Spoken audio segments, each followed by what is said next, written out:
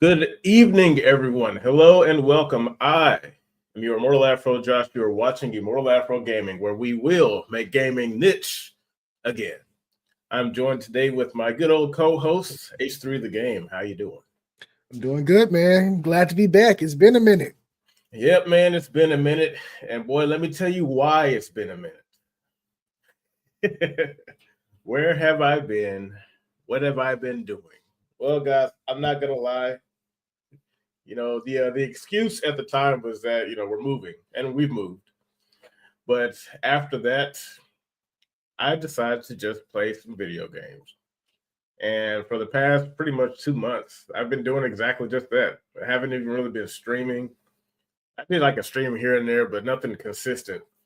And I just wanted to focus on playing video games because it's really easy to get caught up in all the drama, the negativity, which I don't mind.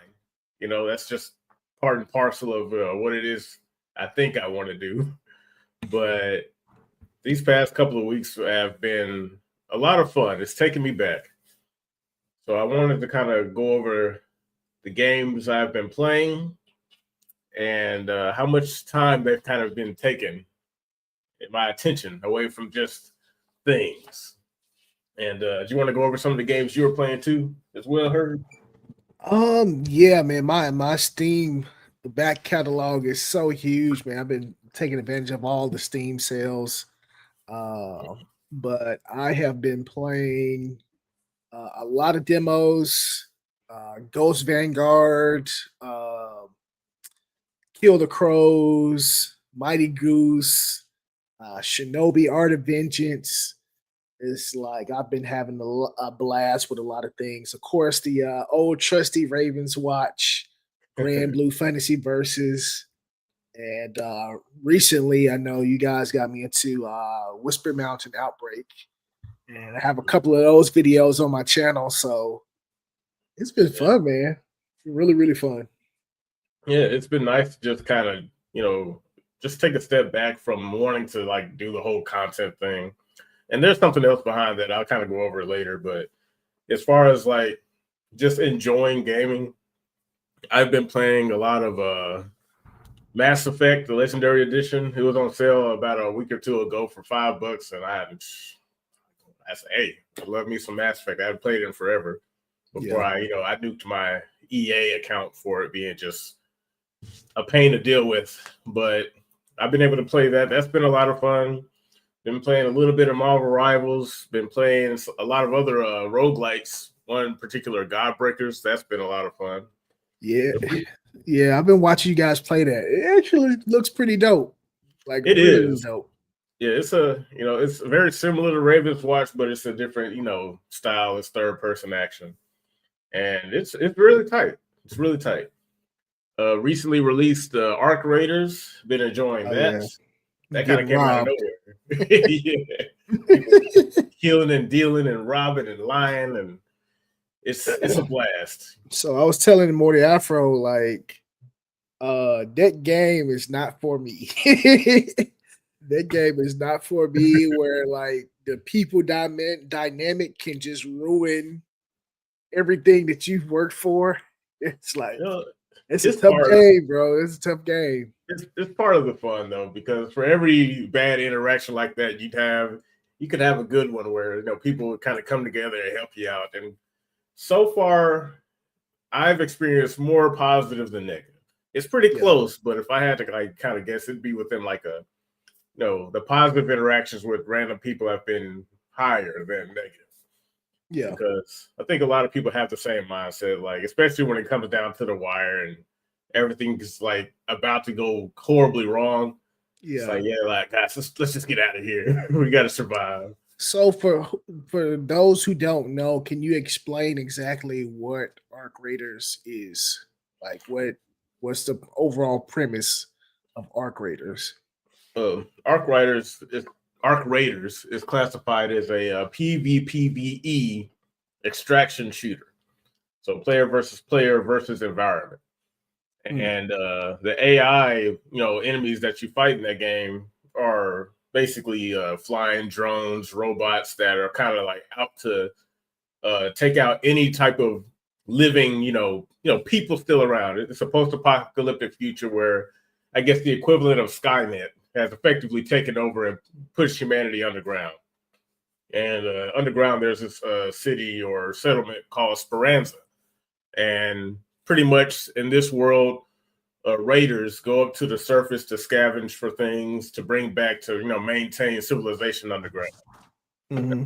The premise of the game, you're a raider, you go up to the surface, find stuff, bring it back, and complete missions for people underground to kind of help develop your base further. So it's a very simple but engaging gameplay loop because it all just kind of depends on how ballsy you're feeling. Do you want to go out there and pick up as much as you want, as often as you want, and risk getting killed by somebody, or you just in and out? It's really dynamic in that regard. So I found it to be a lot of fun. Like, there are issues with it. I think the biggest issues that are like, worth talking about, but it doesn't affect gameplay, but just on the visual appeal, like the designs, it's kind of dog shit. Like, some of the character creator is very limited, and it kind of has that, it's that shit where it's like body type A, body type B, and it's not too big of a deal, but it's like it doesn't have to be here. It doesn't really matter because you're running around shooting people anyway. So it's Geeks of Rage. What's happening, brother? I'm about to go to bed, but I seen you were on. Had to say what's up. Thanks for stopping by, man. Yeah, this was just kind of random. I haven't streamed in a while, so I'm trying to get back into it. I've just been gaming and not even streaming. I've just been playing games with the boys and just enjoying my time. But glad you stopped by to say hey, man. Yeah, appreciate it. But yeah, get your rest, man. But so when I first saw Arc Raiders, I thought it was like one of those Concord type games. I thought it was like Concord Junior. I was like, oh, I don't know about this, guys. Well, because of the designs, I was like, man, these designs ain't it. Yeah, and that's not it. That's I was like, bro, no, nobody look cool. Yeah, and that's the issue with the game. Like I said, when it comes to gameplay, it's a solid. I'd say it's up there. It's fantastic. But when it comes to designs, and this is something that they can fix, it's just like a live service type game at a reasonable price, $40. That's good.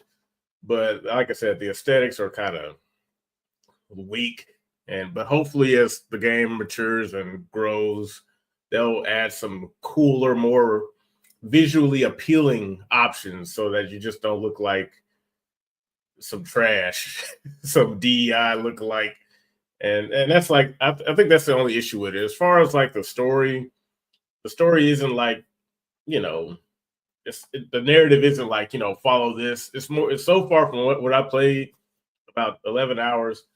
It's just you just pick up missions, and it's a simple, mission-based game. It doesn't seem like there's anything where you're like, oh, this character is gonna have this huge impact or whatever, which I don't mind because obviously the main appeal is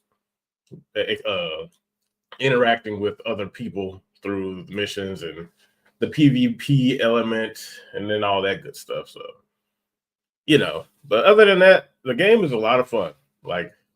I am thoroughly enjoying it. I was not expecting to like it this much, all things considered. But I think your microphone has muted you. Yeah, and so I've been watching your Morning Afro play with the other guys, and it has some really interesting situations that you wouldn't run into in a lot of other games.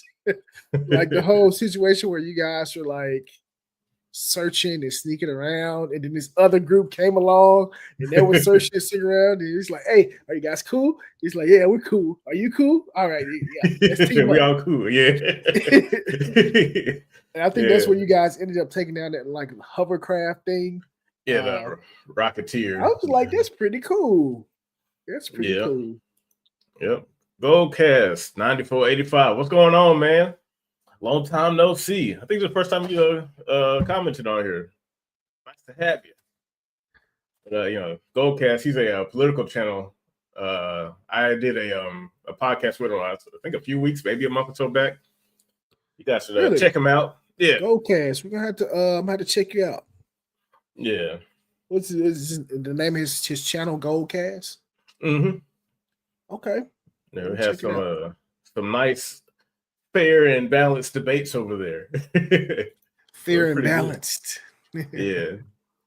But yeah, man, like Arc Raiders really it's very it's very it's different. It's it's like a lot of the ideas are nothing new, but the way they kind of put it together makes the experience very unique.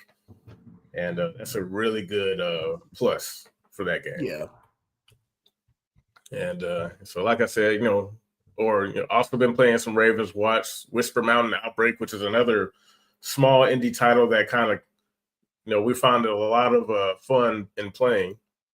There's a lot of games we've been playing that it's just fun, and I haven't really had the urge to just kind of cover the news in gaming lately because of how much fun I just been having gaming. There's been plenty of stuff that's been happening. We'll kind of go over it lightly, but it was nice to just kind of just sit back and just let all that fade to the background while I just enjoy yeah. the It's gaming.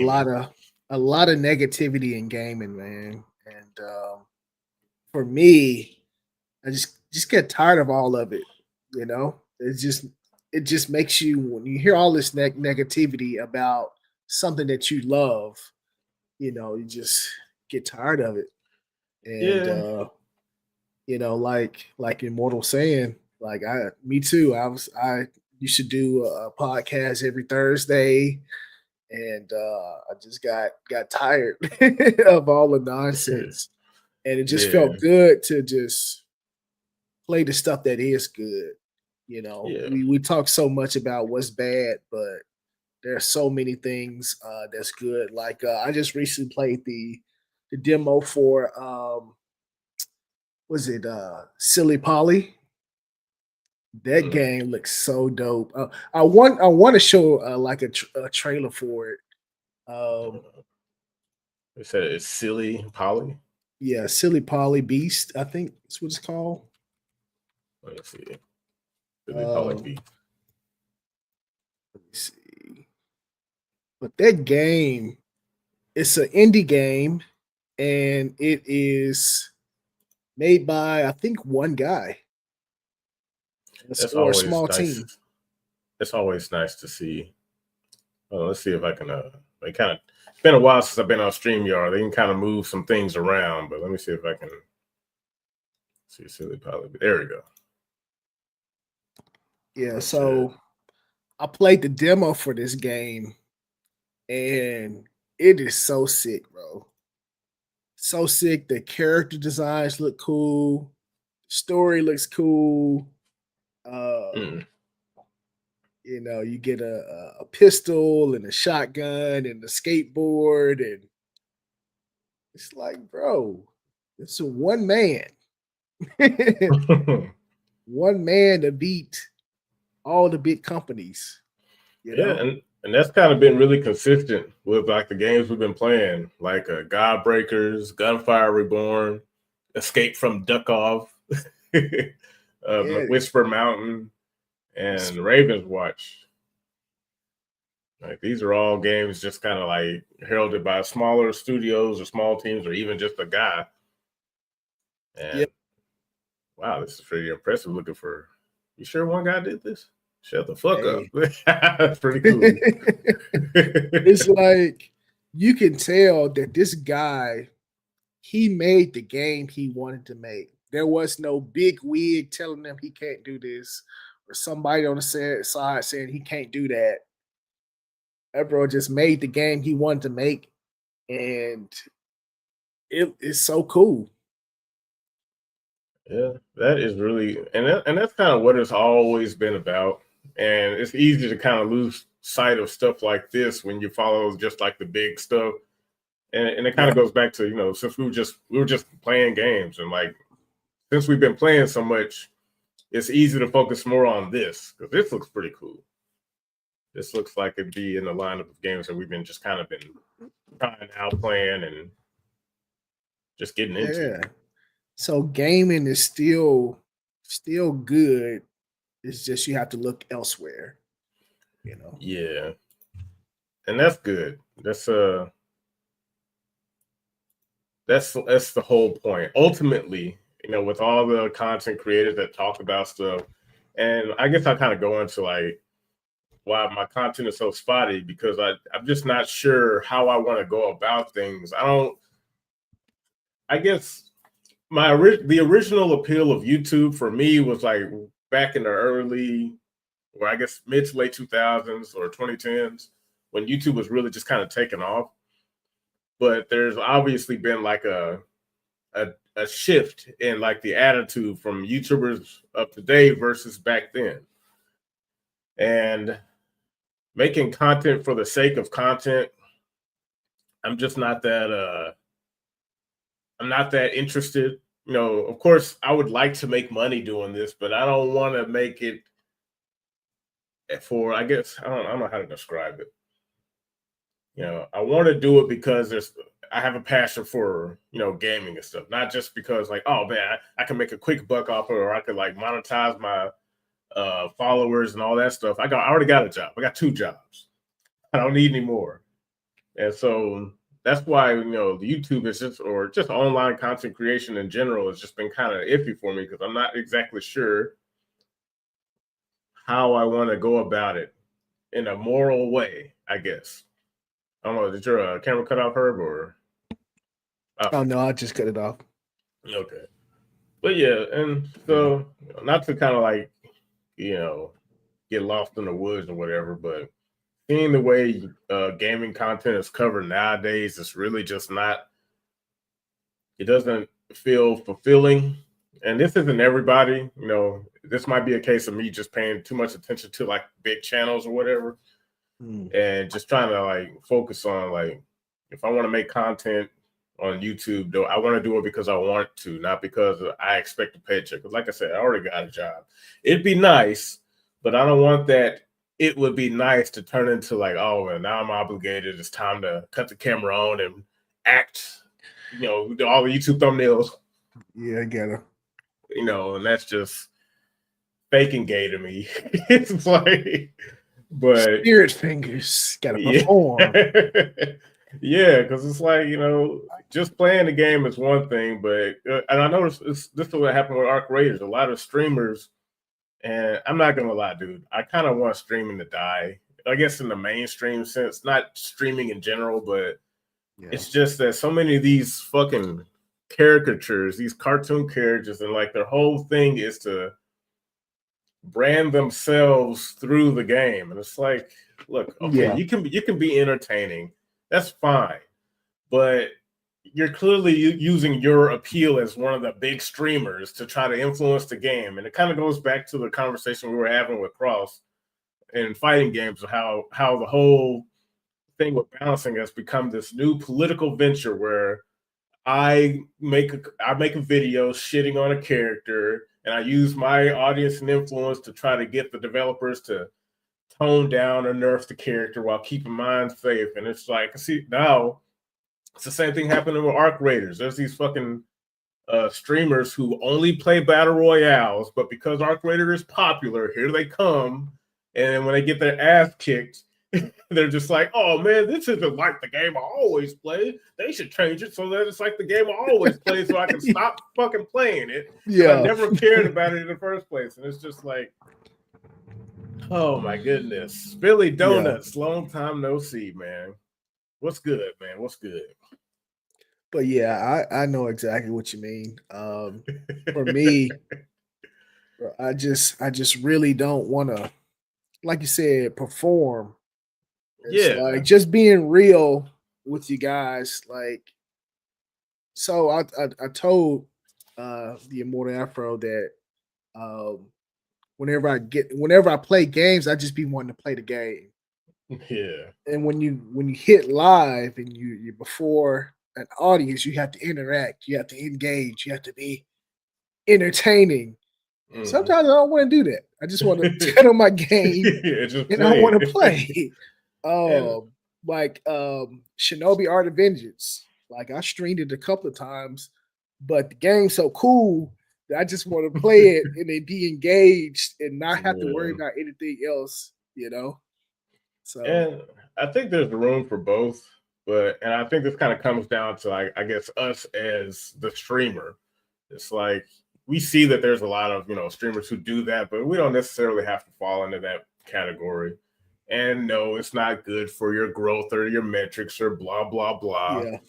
But at the same time, it just kind of I guess legitimacy. Like if you are to build an audience doing it that way, then you kind of would get what you want. Like it'll be people who are just here to hang out versus like, oh, why aren't you entertaining me, person on my screen? Yeah, like you're not entertaining. Unsubscribe. Yeah, it's like, and so I guess like I said, that's why I haven't really just been putting out much because there's a lot of stuff, and there's a lot. Don't get me wrong, there's a lot of stuff I want to talk about, a lot of stuff I want to talk shit about because it is funny. Like that part can be entertaining, like something for example, the whole Windows thing. But we'll get to that later.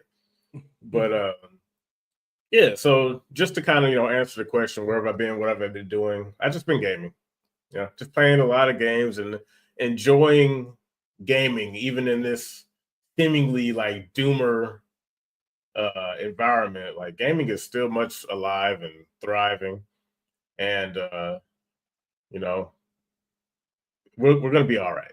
There's just plenty of great games out there that deserve our attention. And I will say, on our end, we should be, giving them more of that attention, whether it's through streaming or just videos in general. Yeah, that's definitely something I want to do. Put spotlight on the games that are giving the players what they want. But Afro, I need to have influence so I can sell my merch. Again, don't get me wrong. I'm not saying you can't do that. I know it's all a part of the game. You kind of have to take the good with the bad, but it just depends on the streamer. If I get around to doing the whole merch thing, I would like for it to be done in a way that it doesn't seemingly compromise my ultimate goal in making gaming niche again, or my ego or attitude, because I don't want to be like, oh, now that I got enough suckers in my audience, it's time to go attack that game or that personality. It's like, Yeah. Look, man, like you ain't gotta kiss ass. Just be like, yeah, dude, you're cool. I'm not your fucking, follow. I watch you because I think you're cool. That's it. Yeah. You ain't gotta be loyal to me or none shit like that. That's oh man. But Billy Donuts, I've been playing what I enjoy and enjoy what I play. Yep. Yeah, exactly. That is ultimately the name of the game. 100%. But with that being said, there are a few things I'd like to talk about. Some serious, some fun. Let's get the fun stuff over with first, because good news is better than bad news. Linux gaming ascends. So for y'all who don't know, I play on the Linux platform. You can see in the background or the thing, Endeavor OS. That is my operating system of choice.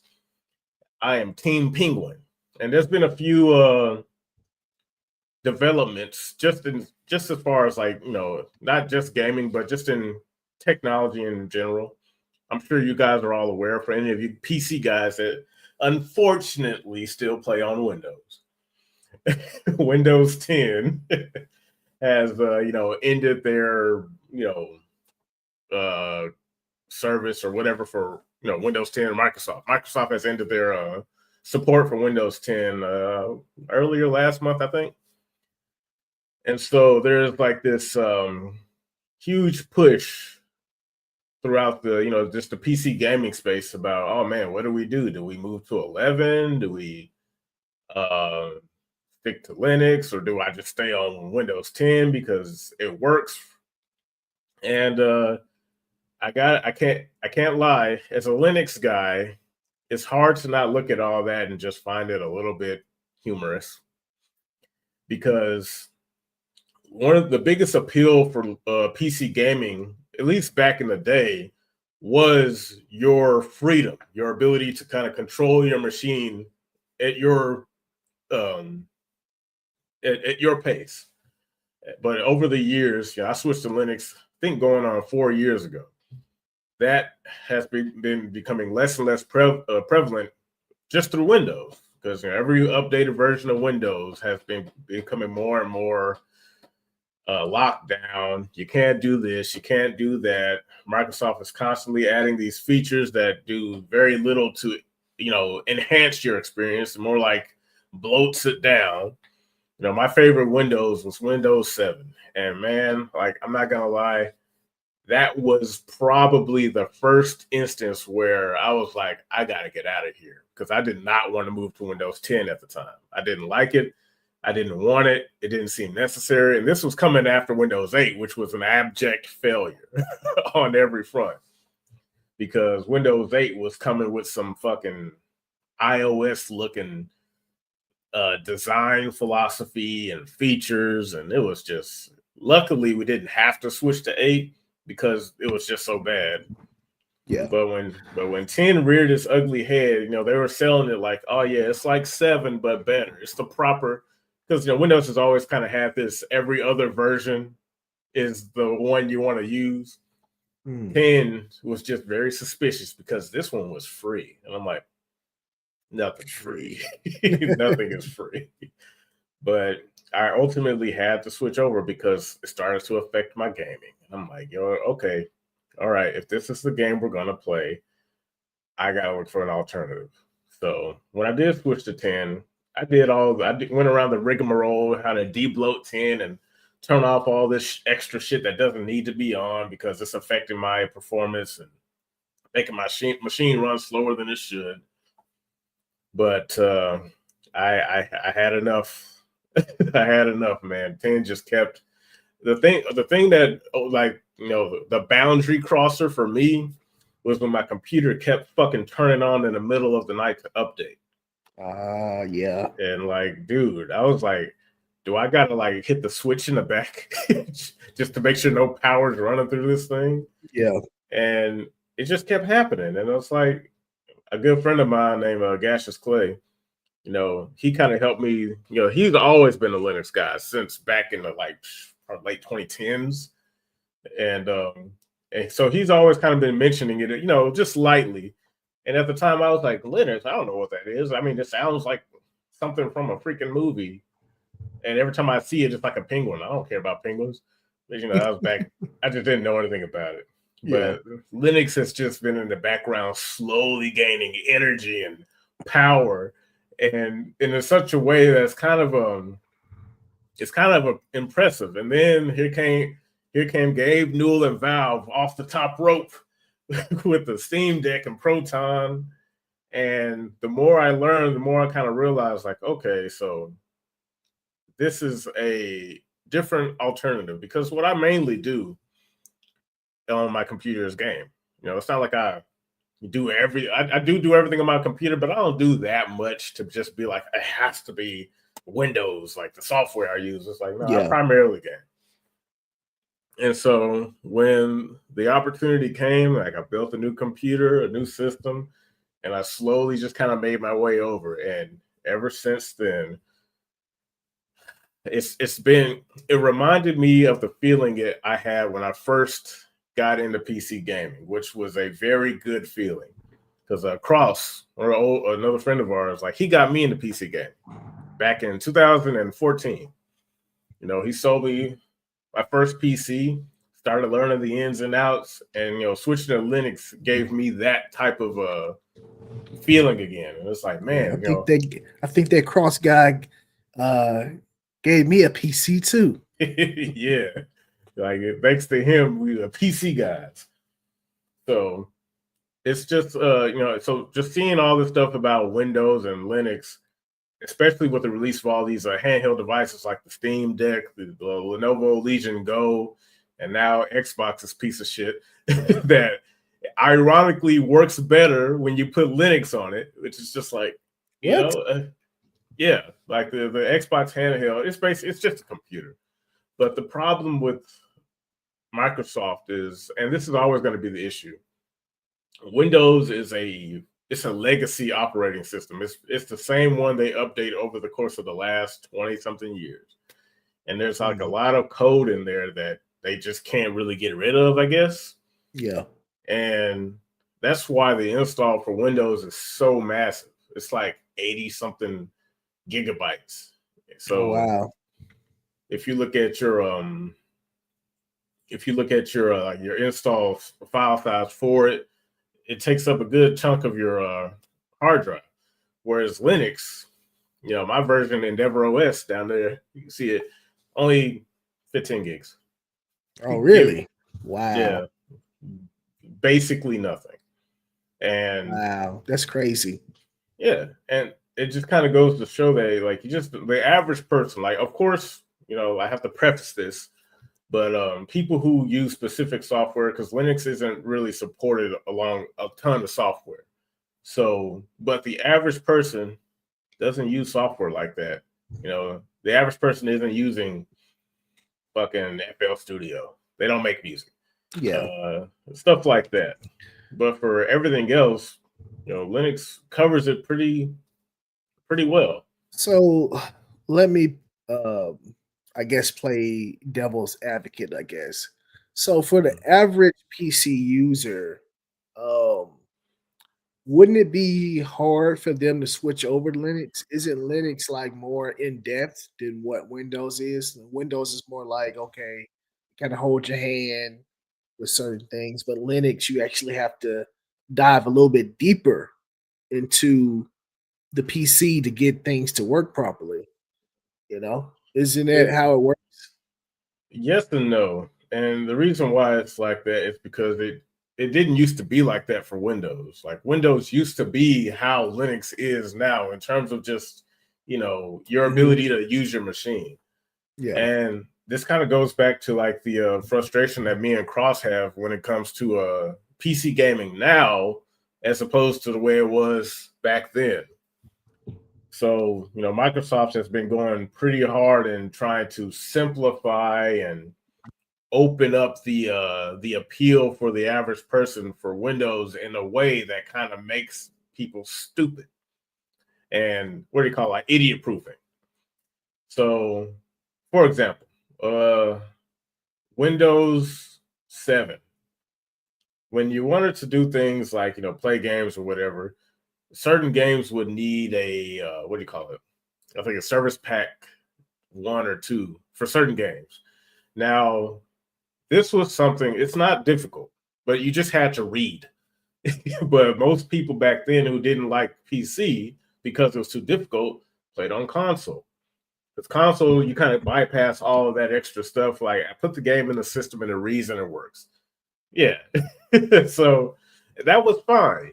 But Microsoft, they understood that in order, I guess, to kind of grow their influencer ecosystem, they had to simplify, dumb down Windows, which unfortunately comes in the form of like creating walled gardens and this ecosystem to where you have to come to them for everything.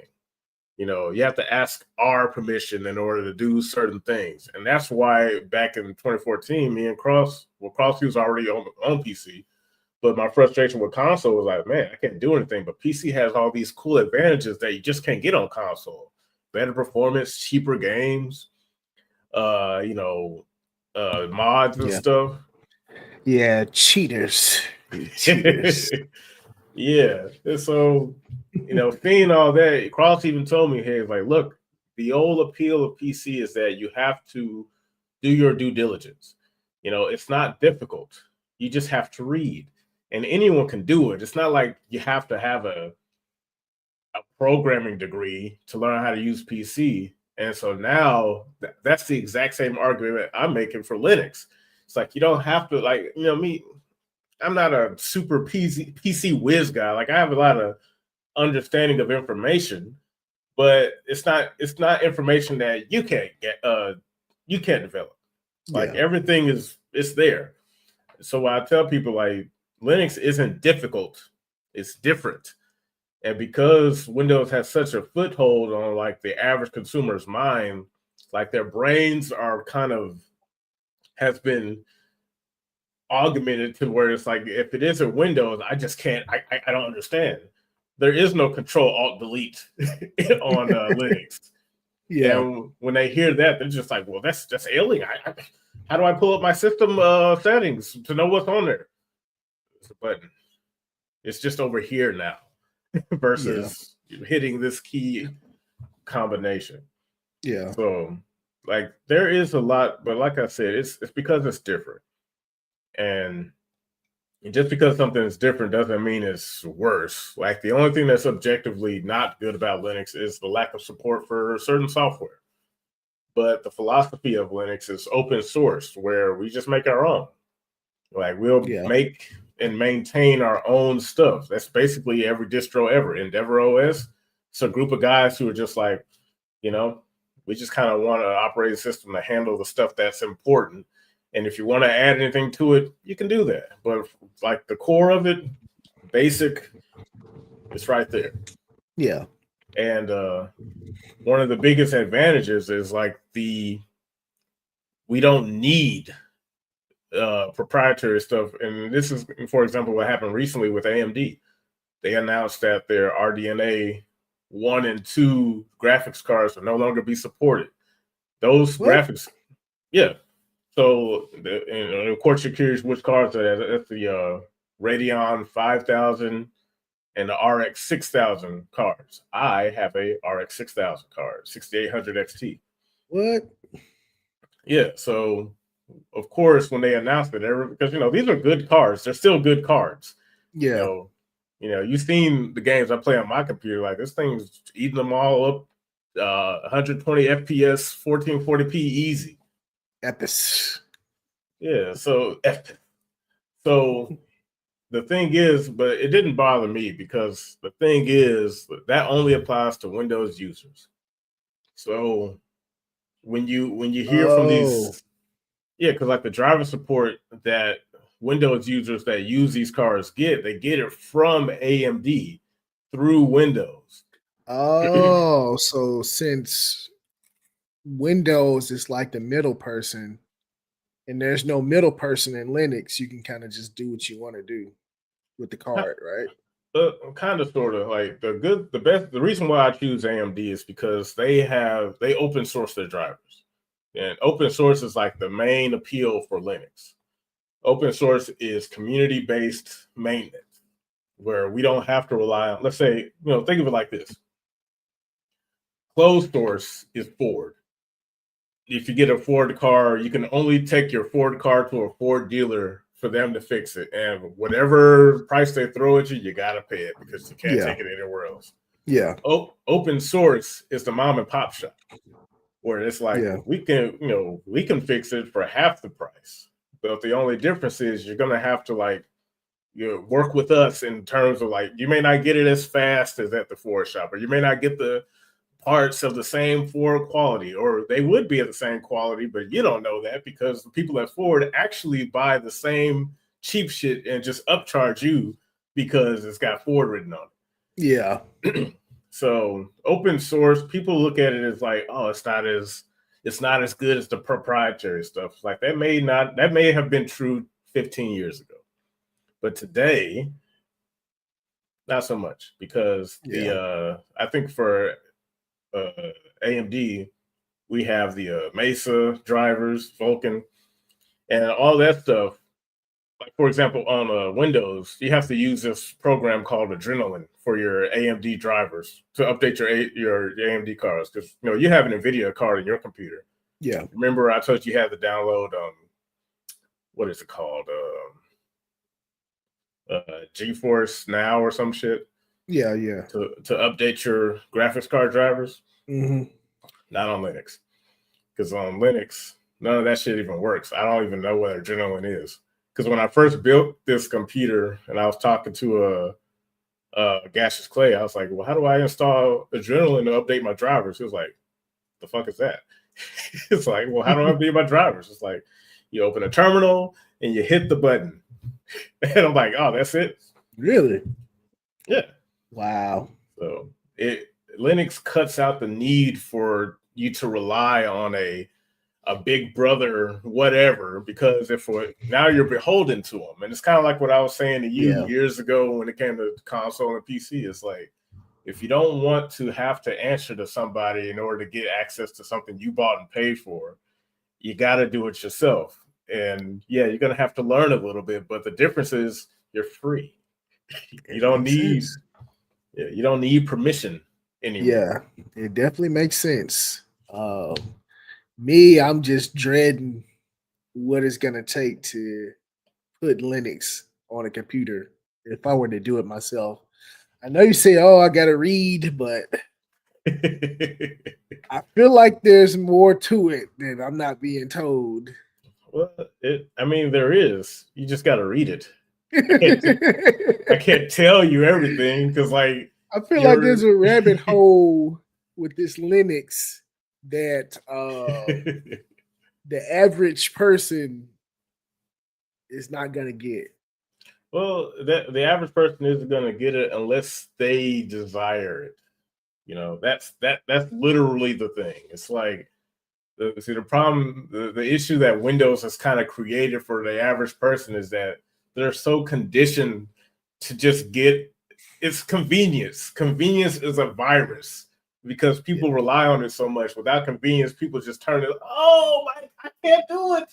It's like, dude, if you're about to die of thirst, you get up, get a cup of water, and you drink it instead of hoping, being so hopeless, like, oh, I can't move. Where's my robot? Should to come and give me water. The robot malfunctioned. See, I think it's more like, if you're thirsty and you're on Windows, you just go to the refrigerator and grab a bottle of water. Where you're on Linux, you gotta bottle the water yourself. No, That's what the it fun. feels like. See, the funny thing is like it's the opposite now because the more the Windows has gotten so bad, you don't even get the advantage of convenience anymore. Because Mm. now it's like, well, now this refrigerator has this lock on it. It's like, yeah, you could come get some water when you update to refrigerator 11. And it's like, but my refrigerator 10 works just fine. All I have to do is press the button. It's like, It's like they cut the power off on you. yeah. And You it's said like, they locked the refrigerator, cut the power off, and locked the yeah. refrigerator. So when I see this, and I'm like, and you still think Linux is an issue? Like, look at what you're doing right now. Yeah. It's like you're in there playing jump rope, and they keep adding ropes, and you're spending more energy trying to make sure you don't trip on any of the ropes where you could just stop, go over here, and okay, this refrigerator has 2 doors and a drawer before you get to the water. Oh God. Like, you can still get the water. And there's no timer on like, oh, your refrigerator is gonna get an extra door, and this time it's gonna be encrypted.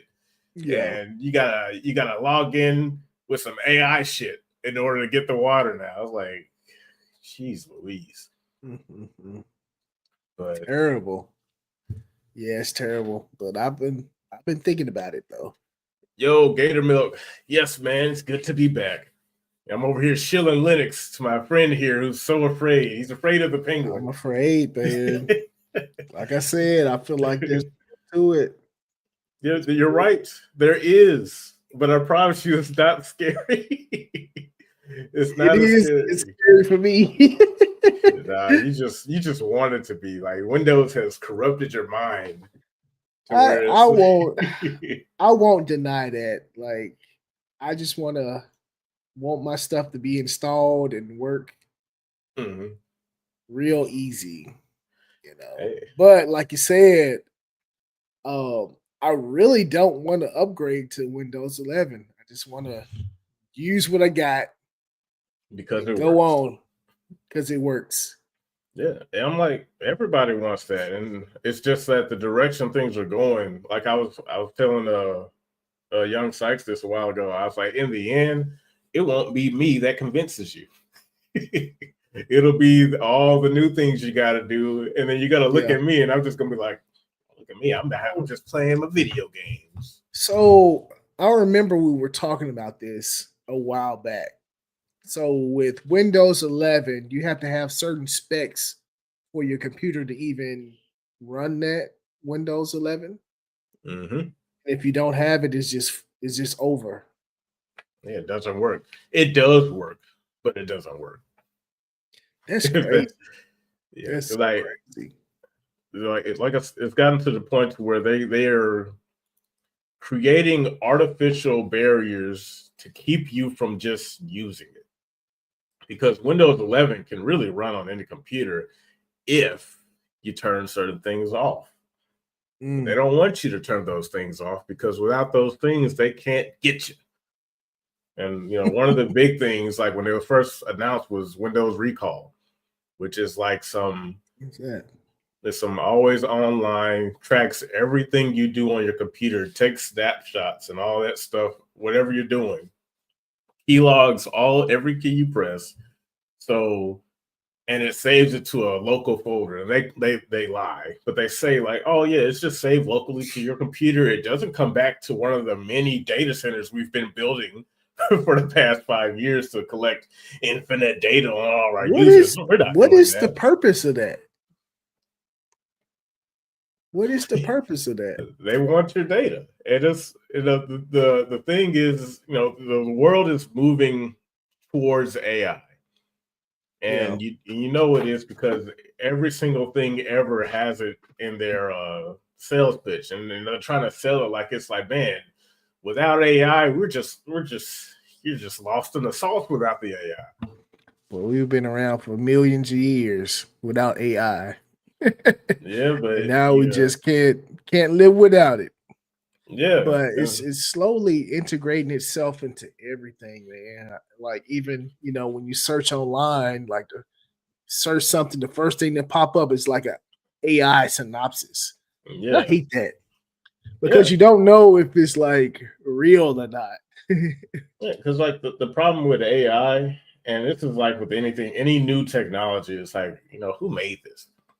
Who is behind the meat and potatoes to put this together?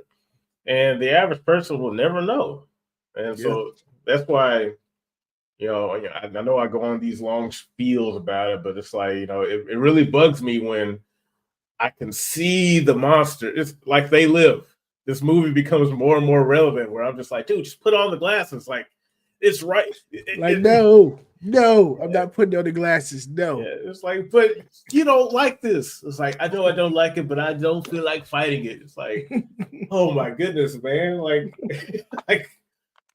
and then when the bad thing happens, everyone looking at me for help. I'm like, I can't help you now. It's too late. Like the monster's chewing your leg off. It's like, oh, hey, look, man.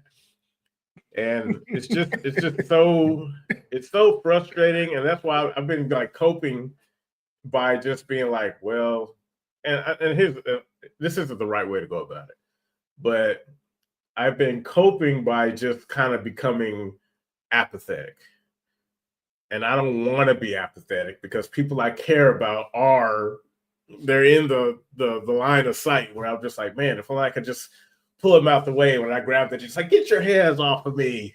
I just want to use Windows. I'm like, but Windows wants to use you. Like, but that's just kind of me finding a way to romanticize the situation to make it seem like it's a movie. Yeah, AI is still in its infancy, just like VR. I can at least opt out of VR. Exactly, because new tools are always going to be coming and going. You can't stop innovation, but what you can do is control that innovation in a way that it benefits you in a way without hurting you. So, like, I'm not 110% against AI. I just don't like how it's being sold because it's not what people think it is. And people who don't know any better are just gonna eat that shit up because it sounds so good. And it's like, they train these LLMs and all this stuff. It's like, yeah, okay, you're just stealing data. What happens when you don't need us anymore? You create like a digital avatar of me and all my likeness, and then put that video on the internet and like this is something. My name is Immortal Afro Josh, and I am all for this thing that we're selling. It's terrible. I think your microphone is messed up again. Yeah, it is. It is definitely terrible, man. Yeah. I don't like it. I'm not gonna lie. I'm scared of it. I've seen the Terminator. What are you I've scared seen. of more, the penguin or the AI? I am scared of AI more.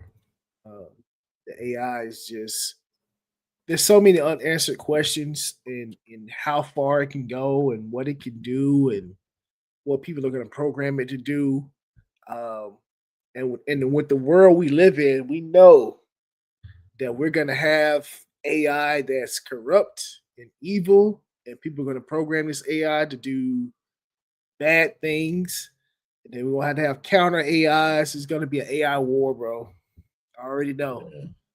It's probably already started, but Well, I I don't think like it. I just get bad juju vibes whenever I hear the word AI.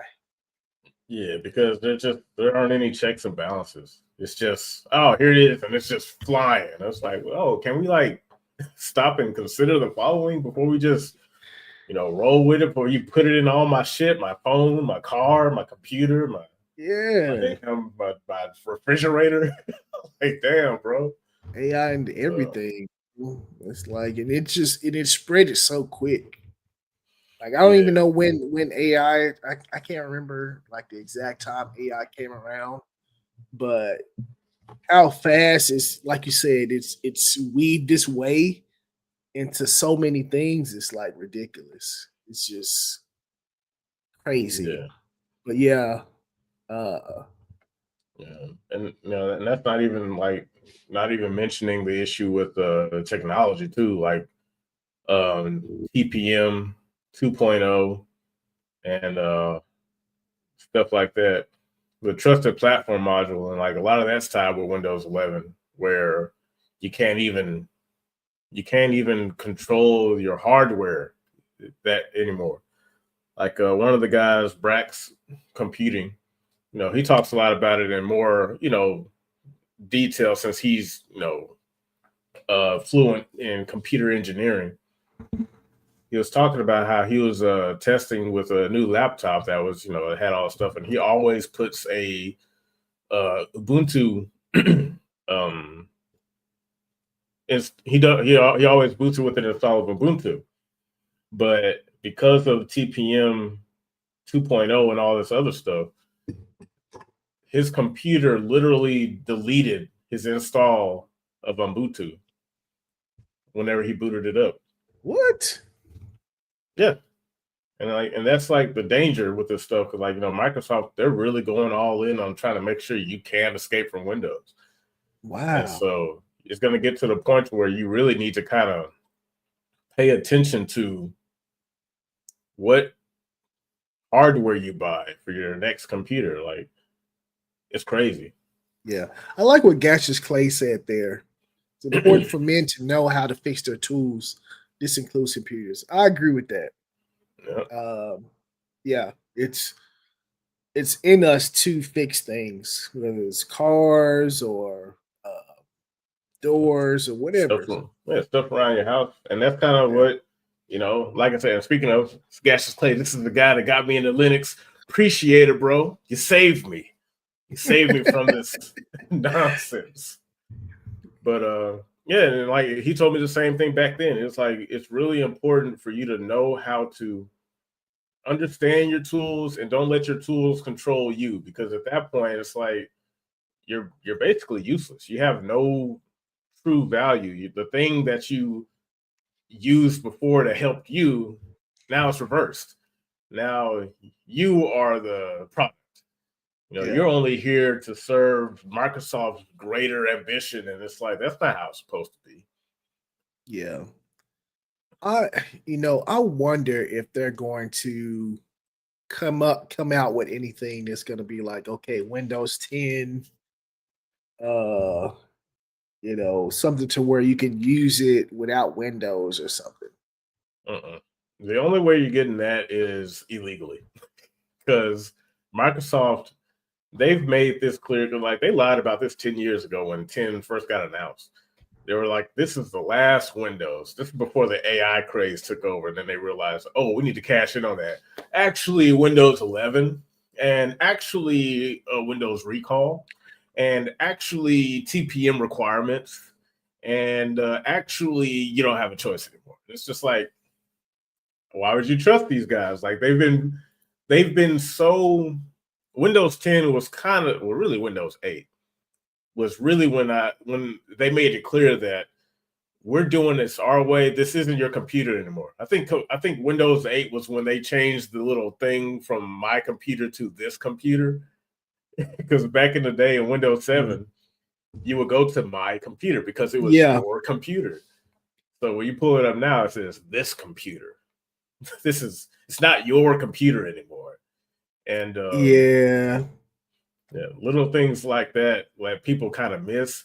I I look at that as like when someone tells you who they are, you believe them Yeah. because they aren't like Microsoft lies all the time, but they also are very clear on what their intentions are. And if you're not So paying are you attention, you saying miss that Windows lies to our face all the time? nonstop. They tell us how they're gonna lie to us. Oh, yeah, like 10 years ago when they said Windows 10 was the last version of Windows, they were just going to upkeep Windows 10. And I think there's been stories, I don't know how accurate it is, but I'm not putting it past Windows, where videos showing you how to bypass Windows 11's requirements in order to use the operating system. Those videos have been getting pulled down off of YouTube Wow. because they don't want you to know how to bypass it because that's it's bad for them. They want your information and they're not about to let the average person figure out how to use their latest and greatest whatever without doing it their way first. Wow. That is Yeah. crazy. Like I said, like no version of Windows back then was perfect. Just like no version of Linux is perfect, but you're not looking for perfect. You're looking for performance. Productivity. Does it work? Can I do what I do here without it being a pain? And that computer I sold you was the last remnant of Windows I had in my life. And at first I was kind of worried because then the more I used my Linux computer, I was like, I don't even turn this computer on. Like I don't even. But the only thing that was kind of holding me back from just moving away at the time was Sony Vegas. I put over 1,100 hours into that, and I'm like, oh man, I'm so used to it. I don't think I want to just throw it away, Yeah. but I threw it away because it's like I got my money's worth out of it. And at the way Linux is going with Winboat, uh, I might be able to use it anyway Yeah. through Linux. So Well, and plus, if you got that many hours, then your skill it can transfer over to any program. yeah, Kind sorta. Yeah. yeah, and luckily, the editing I did it was never anything like ridiculous to where I couldn't do the exact same type of editing in Caden Live, which is a free open source alternative. And it's like, it wasn't like I was doing some crazy edits that required certain plugins that just don't exist. Yeah. So yeah, like a lot of that was like I was in my head, I was just convinced that was when the Windows conditioning was still kind of strong, where I was like, should I leave? What if I'm missing something? But all along, it was like, dude, you got what you want. Your computer is for gaming. Yeah. And anything else you learn, there's an alternative on Linux, and you're not so deep. You know, like Cross, his situation is different. Like he would actually need to use two computers because, from what I understand, he does art, and there's some software that isn't supported on Linux. I think Clip Studio is one of them. I don't know. Yeah. I don't do art. I use Krita, but since he's like a professional artist, I just draw on a fucking tablet and be like, oh, he actually uses things that probably just don't exist on Linux. So since I'm a PC dummy, I have to ask my PC dummy questions.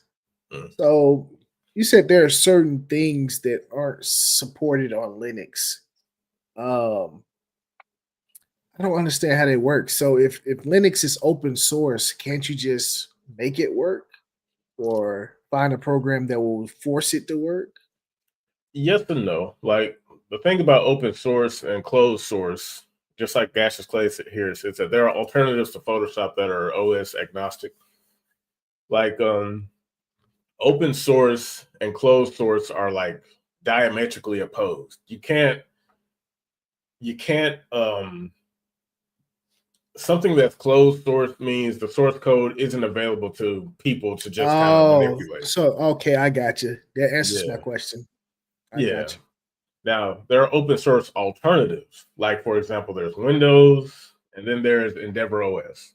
Yeah. So, It's like, Windows, yeah, go yeah, ahead. Go ahead. yeah, Windows is closed source. The only people who can work on that is Microsoft. Only Yeah. they know what's in the secret sauce to make Windows. Yeah. And then you have like Photoshop and GIMP.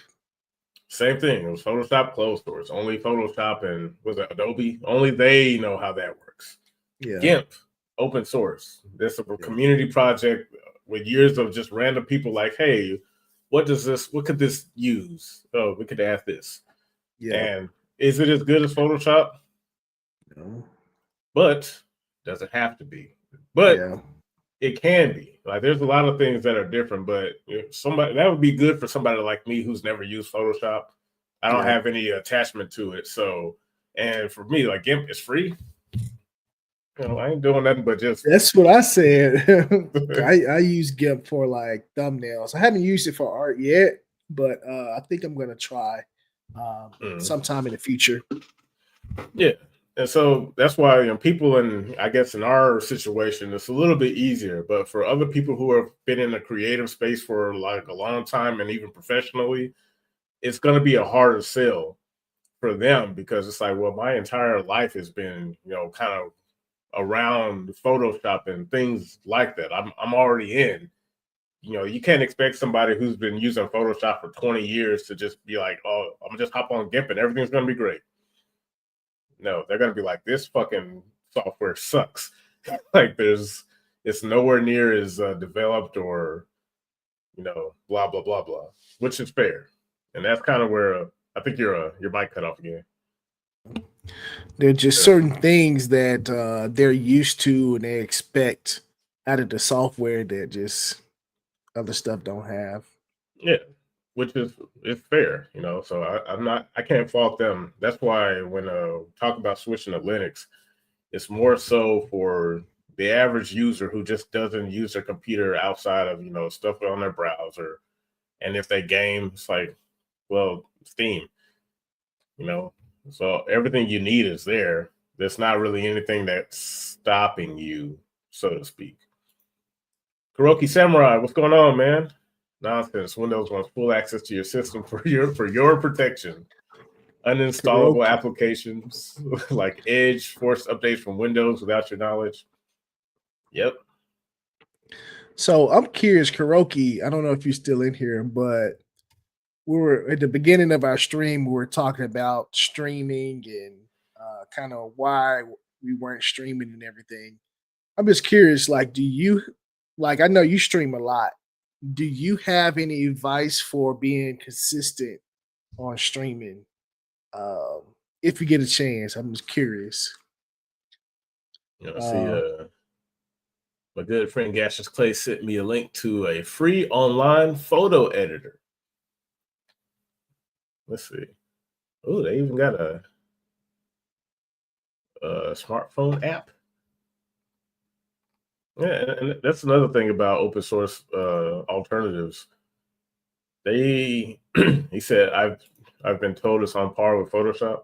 oh, you have to send me that link I whenever you get the shall. chance, because I need to get back into my art. And I had a friend of mine.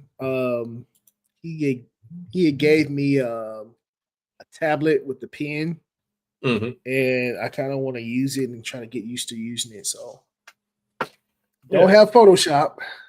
Yeah, So that's gonna be especially good. somebody like you who's like cost aware. You want things that are free, and then that's why I've been really just trying to nudge you towards Linux because I'm like, this really does have a lot of what you're asking for. You don't have it don't cost you any money. It just costs you time, which you got plenty of.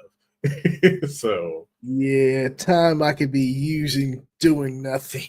yeah. Yeah. And that, ladies and gentlemen, is why we have not been streaming. I've been too busy just enjoying video games. You got moved Doing into this new nothing. spot. Just like, look, man, I just want to fucking fuck off for a while. I go to work every day. I'm just tired, bro. You guys But streaming. I'm doing nothing. Go away. So I can yeah, do more of nothing. it's my favorite activity. Fucking nothing. I want new hardware, not for increasing game power, but increasing speed of piracy torrents. The only new hardware I want is one of those 4K CRT. Those look sick, dude. And I'm not gonna lie, like technology is in a very unique position because now we're trying to go back to when shit was good. Like, yeah, I don't, back then we didn't realize how good things were. So now people are creating updated old school hardware. So So my question is, why does he said only new hardware I want is one of those rare 4K CRT monitors? Why is that rare? because if how can I put it? I think Modern Vintage Gamer cover one of them. It's like it's a high end monitor, but it's a very specific niche case. It's not something they're going to mass produce ever Mm, because they're all about the smart TV or the OLED.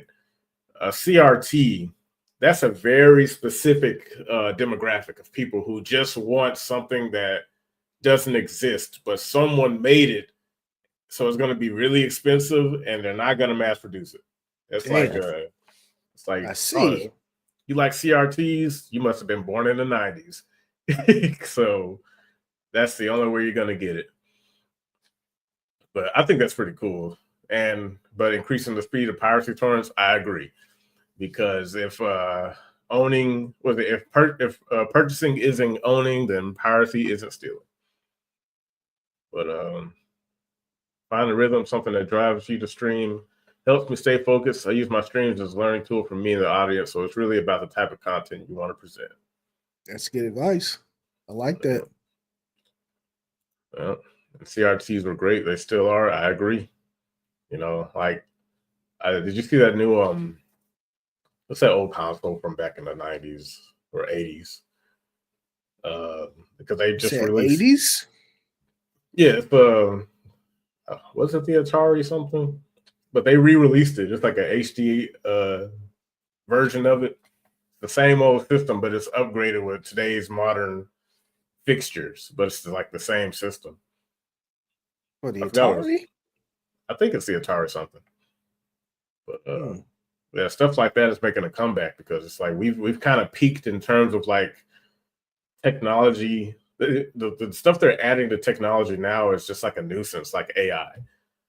But we want Mm. stuff that's like the old days, because back then stuff was ironically better than it is now. Responding to the beginning of the stream, 11-hour shift, and tired, forgot to rewind from the start. Oh, you good, man? But yeah, we're seeing the resurgence of that, and I think that's good. It's fantastic, and that's why I'm shilling Linux so hard, and I'm so thankful for Valve for really doing the most and pushing people towards Linux because the things that would frustrate me in the past about being able to game, like back to the transition from Windows 7 to 10, Halo Master Chief Collection for me wouldn't work. It would take me 20 minutes just to load up the game because I wasn't on Windows 10. Wow. And but on Linux, it's just like, oh, just use this Proton version, you're fine. It's just like, so I got access to every version of every game because, like on Windows, they'll sit here and say, this game doesn't have support for Windows XP. This game came out when the XP was a thing, and so you just can't play it anymore. back then on Windows 7, like I said, you have to download Service Pack 1 or 2, but Windows don't even let you do that no more. But Linux does, and it's just like, why would I ever go back to that fucking hellhole? Because it's like, man, like these artificial barriers that mean nothing doesn't do anything. Yeah. Y'all niggas ain't shit but gay being until you take the Snow Dog challenge. But yeah, dude, it's like I said, man, it's really frustrating. Yeah. Fun fact: you can use Proton on Mac, so using Linux actually allows Mac to play more games. See, so I feel like the Macs have always been kind of like out there and different, right? they've been different, but they've been like they're so different to where like they're like Windows is trying to become more like Mac, but they have to accommodate everybody because everyone uses it. Mac from the very beginning has been like they're too secluded to their detriment. Yeah. That's why I don't like Mac. There's things to appreciate about them. They have a lot of good software and programs, but it's like only we can use it, and you can't do anything unless it's through us. It's like they're like Windows but worse because Windows, but worse. Yeah, because they're so exclusive, and you have to buy everything, including their hardware. That justifies them jumping in the price. You've seen the price of like Mac products. I haven't looked at the Mac in like years, to be honest. I haven't seen one in years. You would take, let's say if you look at the specs for a computer, that same computer that's probably worth $600 on like a regular PC be like $2,000 for a Mac. $2,000. Yeah, just because it's Mac. And people associate Mac with higher quality, even though the specs are dog shit. It's like, well, what are you paying for? You're paying for the fucking Apple. Because you say you're paying for the Apple that's bitten out of. Yeah. And it's like, just like Gaspers Clay says, they have the worst hardware, but the best marketing. Wow. And that's what makes it so, that's what frustrates me the most about it. It's like Mac is so gay. But you can't lie. Like they know how to sell you some stuff that looks amazing. That's what I was about to say. I mean, the hardware may be shitty, but it looks cool. Yeah, it looks cool. It looks sleek, pristine, and exclusive, and high product. I don't know. It looks high value. Yeah. So it's just like Macs suck.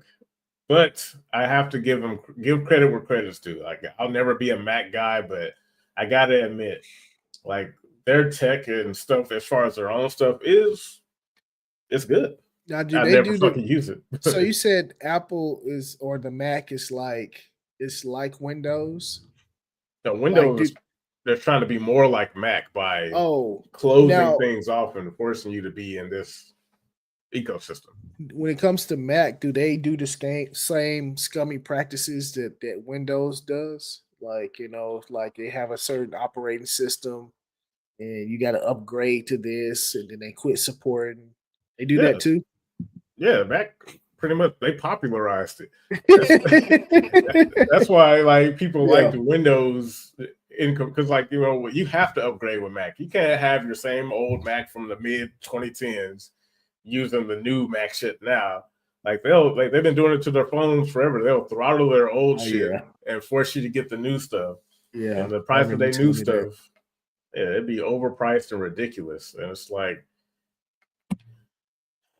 but people they gonna buy it because it's Mac. And Mac is the king of good looking, sleek bullshit. I don't know. Yeah. I always sucked at using computers, man. And I remember when I first used the Mac, I was like, man, where's it's so difficult to navigate. It's like, where is everything? Yeah, where's my second click? I was like, man, I never want to use this again. Yeah, I like Mac. when I was a kid, before I really knew the difference between PC, because to me it was a computer, but I kind of liked the way Mac looked because they always looked cool and different. Like Yeah. back in the 90s, those fat Macs with the big color background. Yeah. That shit to me was like, wow, that's cool. And all we ever played was fucking Bugged Up and Nanosaur on it. So that was enough to win us over. As long as you play games on it. Yeah. Caveman J 95. What's going on, man? Mac is horrendous. Have y'all seen the price of Wacom drawing tablet? My God. Doesn't surprise me. And just Well, like like a what new one? Like a new one or like an old one? dude, I remember I almost bought this hybrid computer tablet for $2,000. And this was around the time I was starting to kind of get into Linux. That's what. Luckily, I never bought it, but I started asking questions because, like, when that thing came out, it was a piece of shit because the software just wasn't like Windows wasn't good for it. Unfortunately, back then, Linux wasn't too good with the tablets either. But I think that thing would have made a pretty good, especially now. I think tablets and Linux are pretty good now. Yeah. Right here, Gaseous Clay says you can make many Linux desktop look and feel like Mac if you were so inclined. That's another cool advantage of Linux, Herbert. I think your mic cut off again. So really? Yeah, like Linux, you can change it to look like anything. Make it look like Windows 95, make it look like Windows 10 or 11 if you're an idiot, or you can make it look like Mac. But okay. Well, shoot. I don't know. It might take me a couple of years before I jump over to the Linux. Takes you a couple of weeks, man. Not even that. Mm. But I can't. I'm not gonna force you, man. You have to want it on your own. Otherwise, there's no point. You are right. I have to want it, and I'm too lazy to want it right now.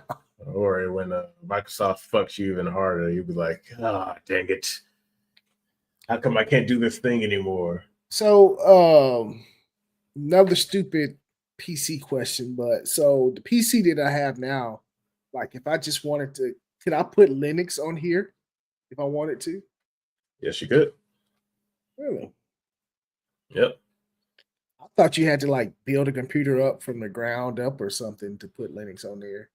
Linux is as easy as installing any program. Like I have 3 different jump drives that have 3 different versions of Linux on there. I have an Endeavor jump drive, a Nabara jump drive, and a Linux Mint jump drive. And if you wanted to put it on your computer, all you'd have to do is plug it into your computer, turn it on, boot up into BIOS, and load it up off, boot off of one of those jump drives. Then you'd be using Linux. Hmm. Yeah. So would I have to wipe everything or back up everything? If you want to completely transition over, but if you just wanted to like mess around in the Linux environment, you can just do that and just to see how it feels before you commit. I just built another PC because I wanted to. I didn't have to. I just wanted to. Yeah. And because at the time, I think Paul's Hardware, the channel, he pretty much was talking about a build that I wanted to make, and this is that exact build from back then. I see. And so I was doing all my research on the performance. I wanted to use a Radeon card or RX 6000, 6800 XT. I got the same water cooler. The only thing that was different between my build and his build was the GPU. Okay.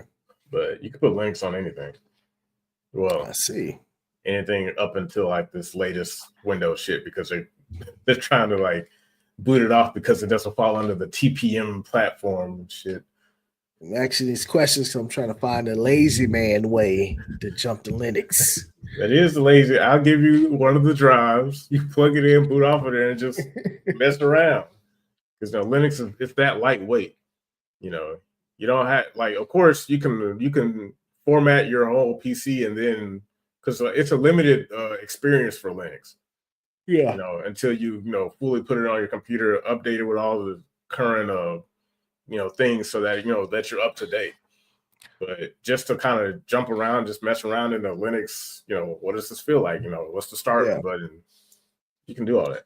So I remember you were telling me that Windows they have like their own security updates. Uh, they help you, was it not get viruses or not get hacked or something like that? Yeah. Uh, they have security updates. Now, how Um, does that work with Linux? Does Linux have anything that's like that, or is it yeah. just like you have to, you know, do it yourself some kind of way? Nah, Herbie, you got to become a super duper computer whiz and learn about the firewalls and hack into the reboot matrix. And nah, dude, you're Hacker man. They got to be hacker man to be get no. security on Linux.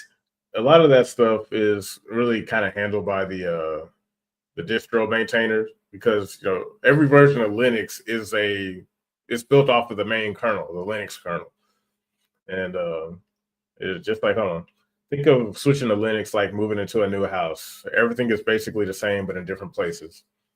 And down here said, first off, Linux is much more secure against viruses and malware for two main reasons. The first is because Linux is not like broadly used. So for you to be a target, you're actually worse off on Windows because everyone uses Windows, and a hacker is going to be more familiar with Windows because everyone uses it. I I think see. I That I makes told sense. you, yeah, I think I told you a few years ago. I was on Linux where this guy called me, it's an Indian guy. It was one of those spam callers. He was like, "Yes, your Windows computer needs to be updated," and I'm like, I don't have a Windows computer. But they don't know that. And so that was a fun phone call because I was like, well, I'm pressing the Windows key, but nothing's happening. And it's like, yeah. But and think of distros as picking a starter class in Dark Souls. It's basically picking what you start with the same basic thing. So it's not something that you really have to be too concerned with because a lot of what the defense of against viruses that Linux has is due to its nature of being open source. Mm, Open source means it's a collective effort. Linux is a collective, community driven effort. And so when someone malicious tries to do something, there's too many eyes on the kernel, on the thing that's coming and going, where someone's like, that doesn't belong here. We need to get that out of here. And if yeah, you want to, you could become more aware of it on your own. Like that's the thing. Like with Windows, there's an avenue for learning. You don't have to go down the route. You don't need it, but the avenue is there. Whereas on Windows, it's just like, oh, you best better hope Microsoft catches it yeah, before you get hit. yeah. And if you do get hit, you know, I hope you good luck. Good luck. Yeah, Josh had time that day. Yeah, because it's like it's funny. Like you realize like how much power comes with Linux. It's like I'm not super smart. I'm not super tech savvy, but when I talk to people about it, they're thinking like, "Wow, dude, you must be like this guy that programs." Like I ain't programmed shit in my life. you know, I messed around with C++ a little bit, but I don't have enough information to just program build a program and just run it or something like that. I don't know. I don't know dick from squat, but a lot of it just kind of comes with the advantages of it. It's Linux. It's different. It's not Yeah. difficult. It's different. And the most frustrating thing you're going to run into, you probably won't even run into because you don't even know like the regular commands on Windows. So it's like you'd only be learning, you know. It's like if I were to show you like the terminal, you'd have the same reaction everybody else is. Like, Is damn, that what you the is that the screen with the typing that you have to type in stuff, the hacker man yeah, commands? everyone Like, says the same thing. They like, man, they look like crazy hacker man. So I don't want you hacking in my computer. It's like, nope.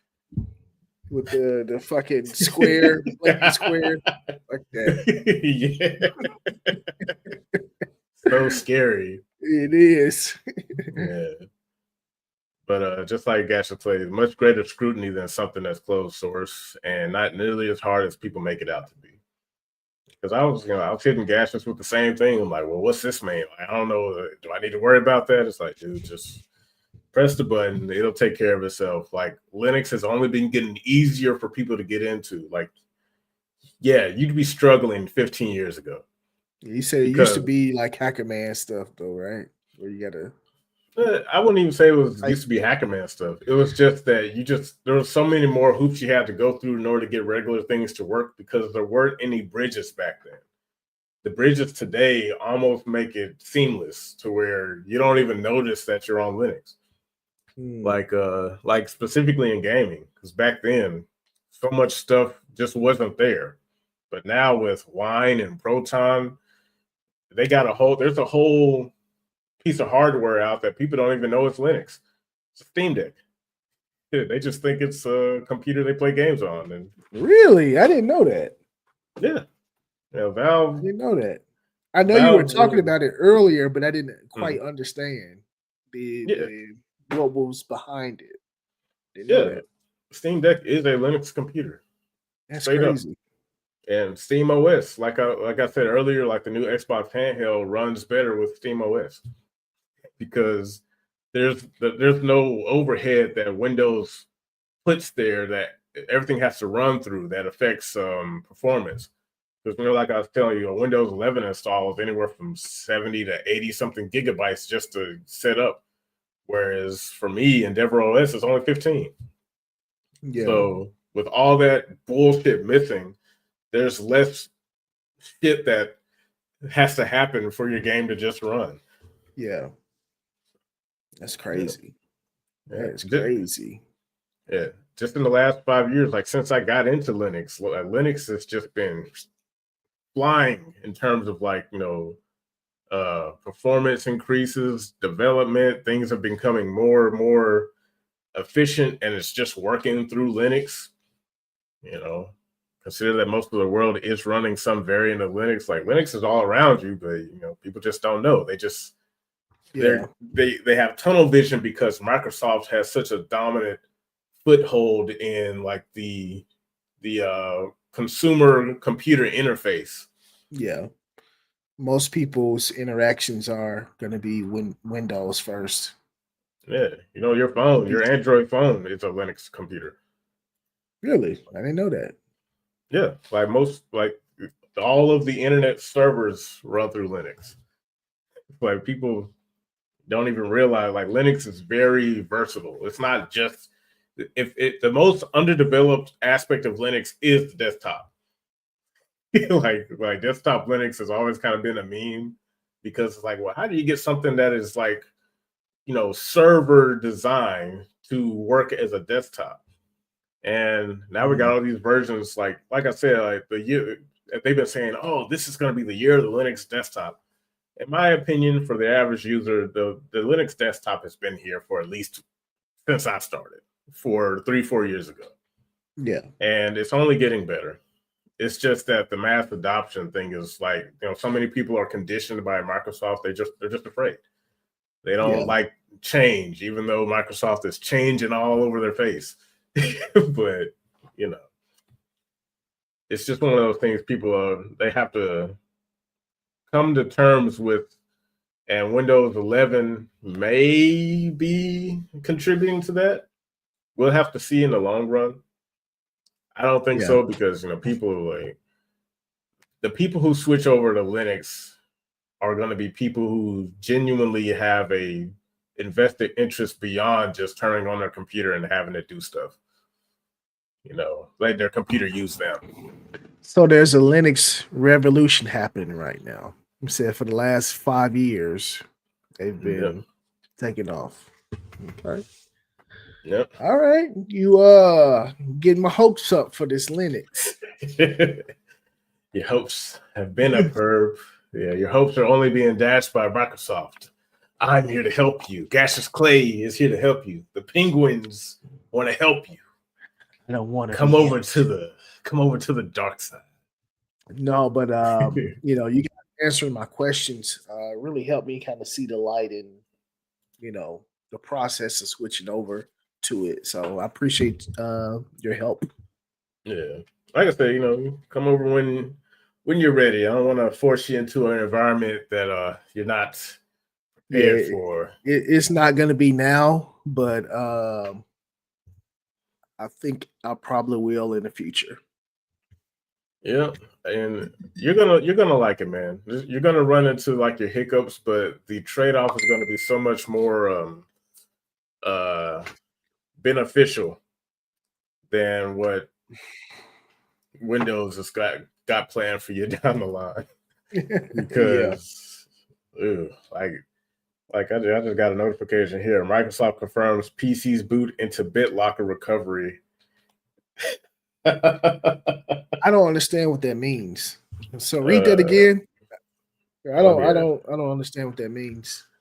BitLocker, from what I understand, anyone watching, feel free to correct me, but the way I interpret BitLocker is that it is a proprietary service or encryption thing by Microsoft that is paired alongside the TPM module, which is what kind of causes like Brax when he tried to load Ubuntu onto his hard drive. BitLocker stops it from being the case. Like Cyrus out there. The BitLocker is like, hey, this doesn't belong here, and it doesn't fall under the trusted platform module, blah, blah, blah.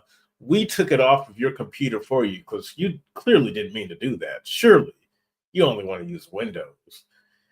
And so that's why I was saying, like, a lot of these new computers, these new Microsoft computers won't even let you put links on there.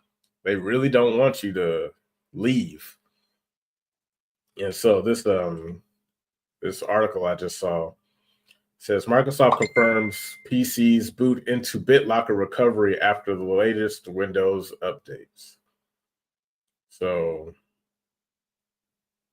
it doesn't matter what you put on there; it's going to automatically boot through BitLocker, which is something that they've implemented to kind of keep you from doing what you want if you're somebody that wants to do something like dual boot, because that's an option too. You can boot into Windows or Linux on the same computer. But That's crazy. yeah, That's crazy, bro. because I think a few months ago they were lying and saying they were like, "Oh yeah, it was a glitch that stopped people from dual booting." It was like that was on purpose. They just don't want you to. They don't want you to leave Windows. Just like Cassius Clay said, it's afraid. So yeah, man, that's the name of the game. So Linux is a direct threat to Microsoft, basically. I wouldn't say it's a direct threat. They're going to try to spin and interpret it as one, and that's why they're doing all this stuff behind the scenes and saying it's just I don't even know what the word to use. It's just a coincidence that things I suddenly make it impossible for you to do stuff through Linux. Yeah. Microsoft has been trying to squash Linux for decades, So, and we're not even directly competing with them. We just want the option. And they well, the don't. thing is, if Linux actually succeeds, and companies opt to put Linux on their computers instead of Microsoft, they won't have to pay Microsoft. Yeah, exactly. Like, there's some countries in the EU. They're doing their digital sovereign thing where they're moving away from Microsoft services because Microsoft is a global empire, and a lot of countries rely on their services to do things in their country. I forgot the name of the country, but it's somewhere over in the EU where they're just like, yeah, we're just replacing all of our shit with free and open source alternatives because we don't want to switch to Windows 11 to maintain the country's infrastructure. We don't trust the United States. Obviously, they shouldn't, and we don't trust Microsoft because they're pushing this thing that is in direct conflict with our interest. Like, Yeah. I don't know if specifically for the cases like something like recall, it could be because, like I said, recall takes a snapshot of your system every few seconds or a few minutes, and they say they don't send it back to the servers, but you can't trust that that's the case because Yeah. you have no way of verifying that on your own.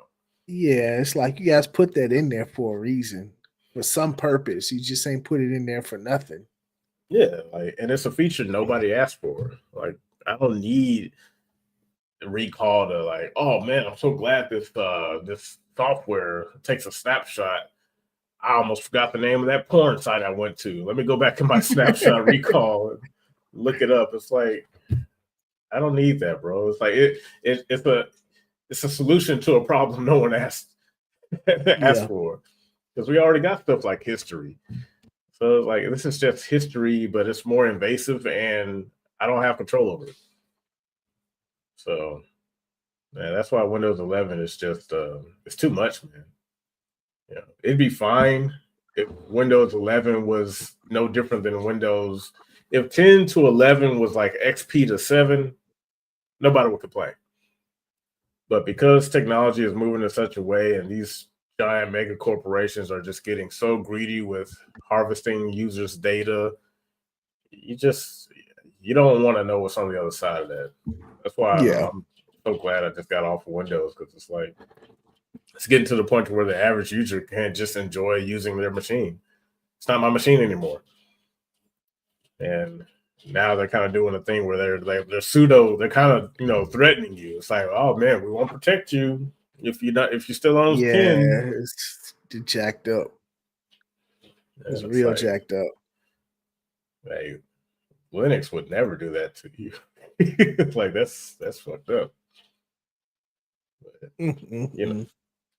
Linux just does. It's just since it's all community driven, you can really choose which format. Like Endeavor. Endeavor's just run by a few, just a couple of dudes, a bunch of dudes who just want to make something that just fucking works.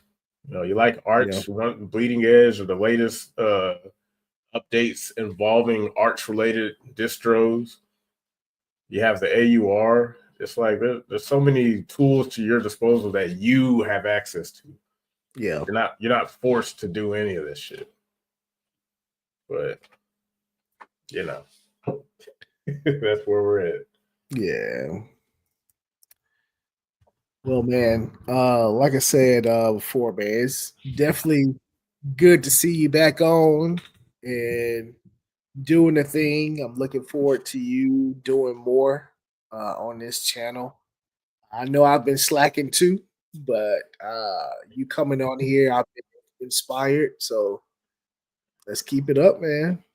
Yeah, man. I think this needed to happen. I've gotten. Don't get me wrong. Like, I'm not saying like, oh man, I shoulda, coulda, woulda, but I've been enjoying my free time just playing video games. I just think I just needed some time to stop chasing the headlines and all that stuff. Just play some games. I enjoy my gaming, and I've been doing it quite a bit to where I feel very satisfied, very happy.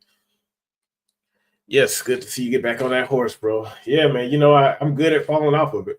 The horse ain't even got to move. It's like, oh no, oh man, it was bucking so hard I couldn't get out. And the horse is like, bro, I'm a pony.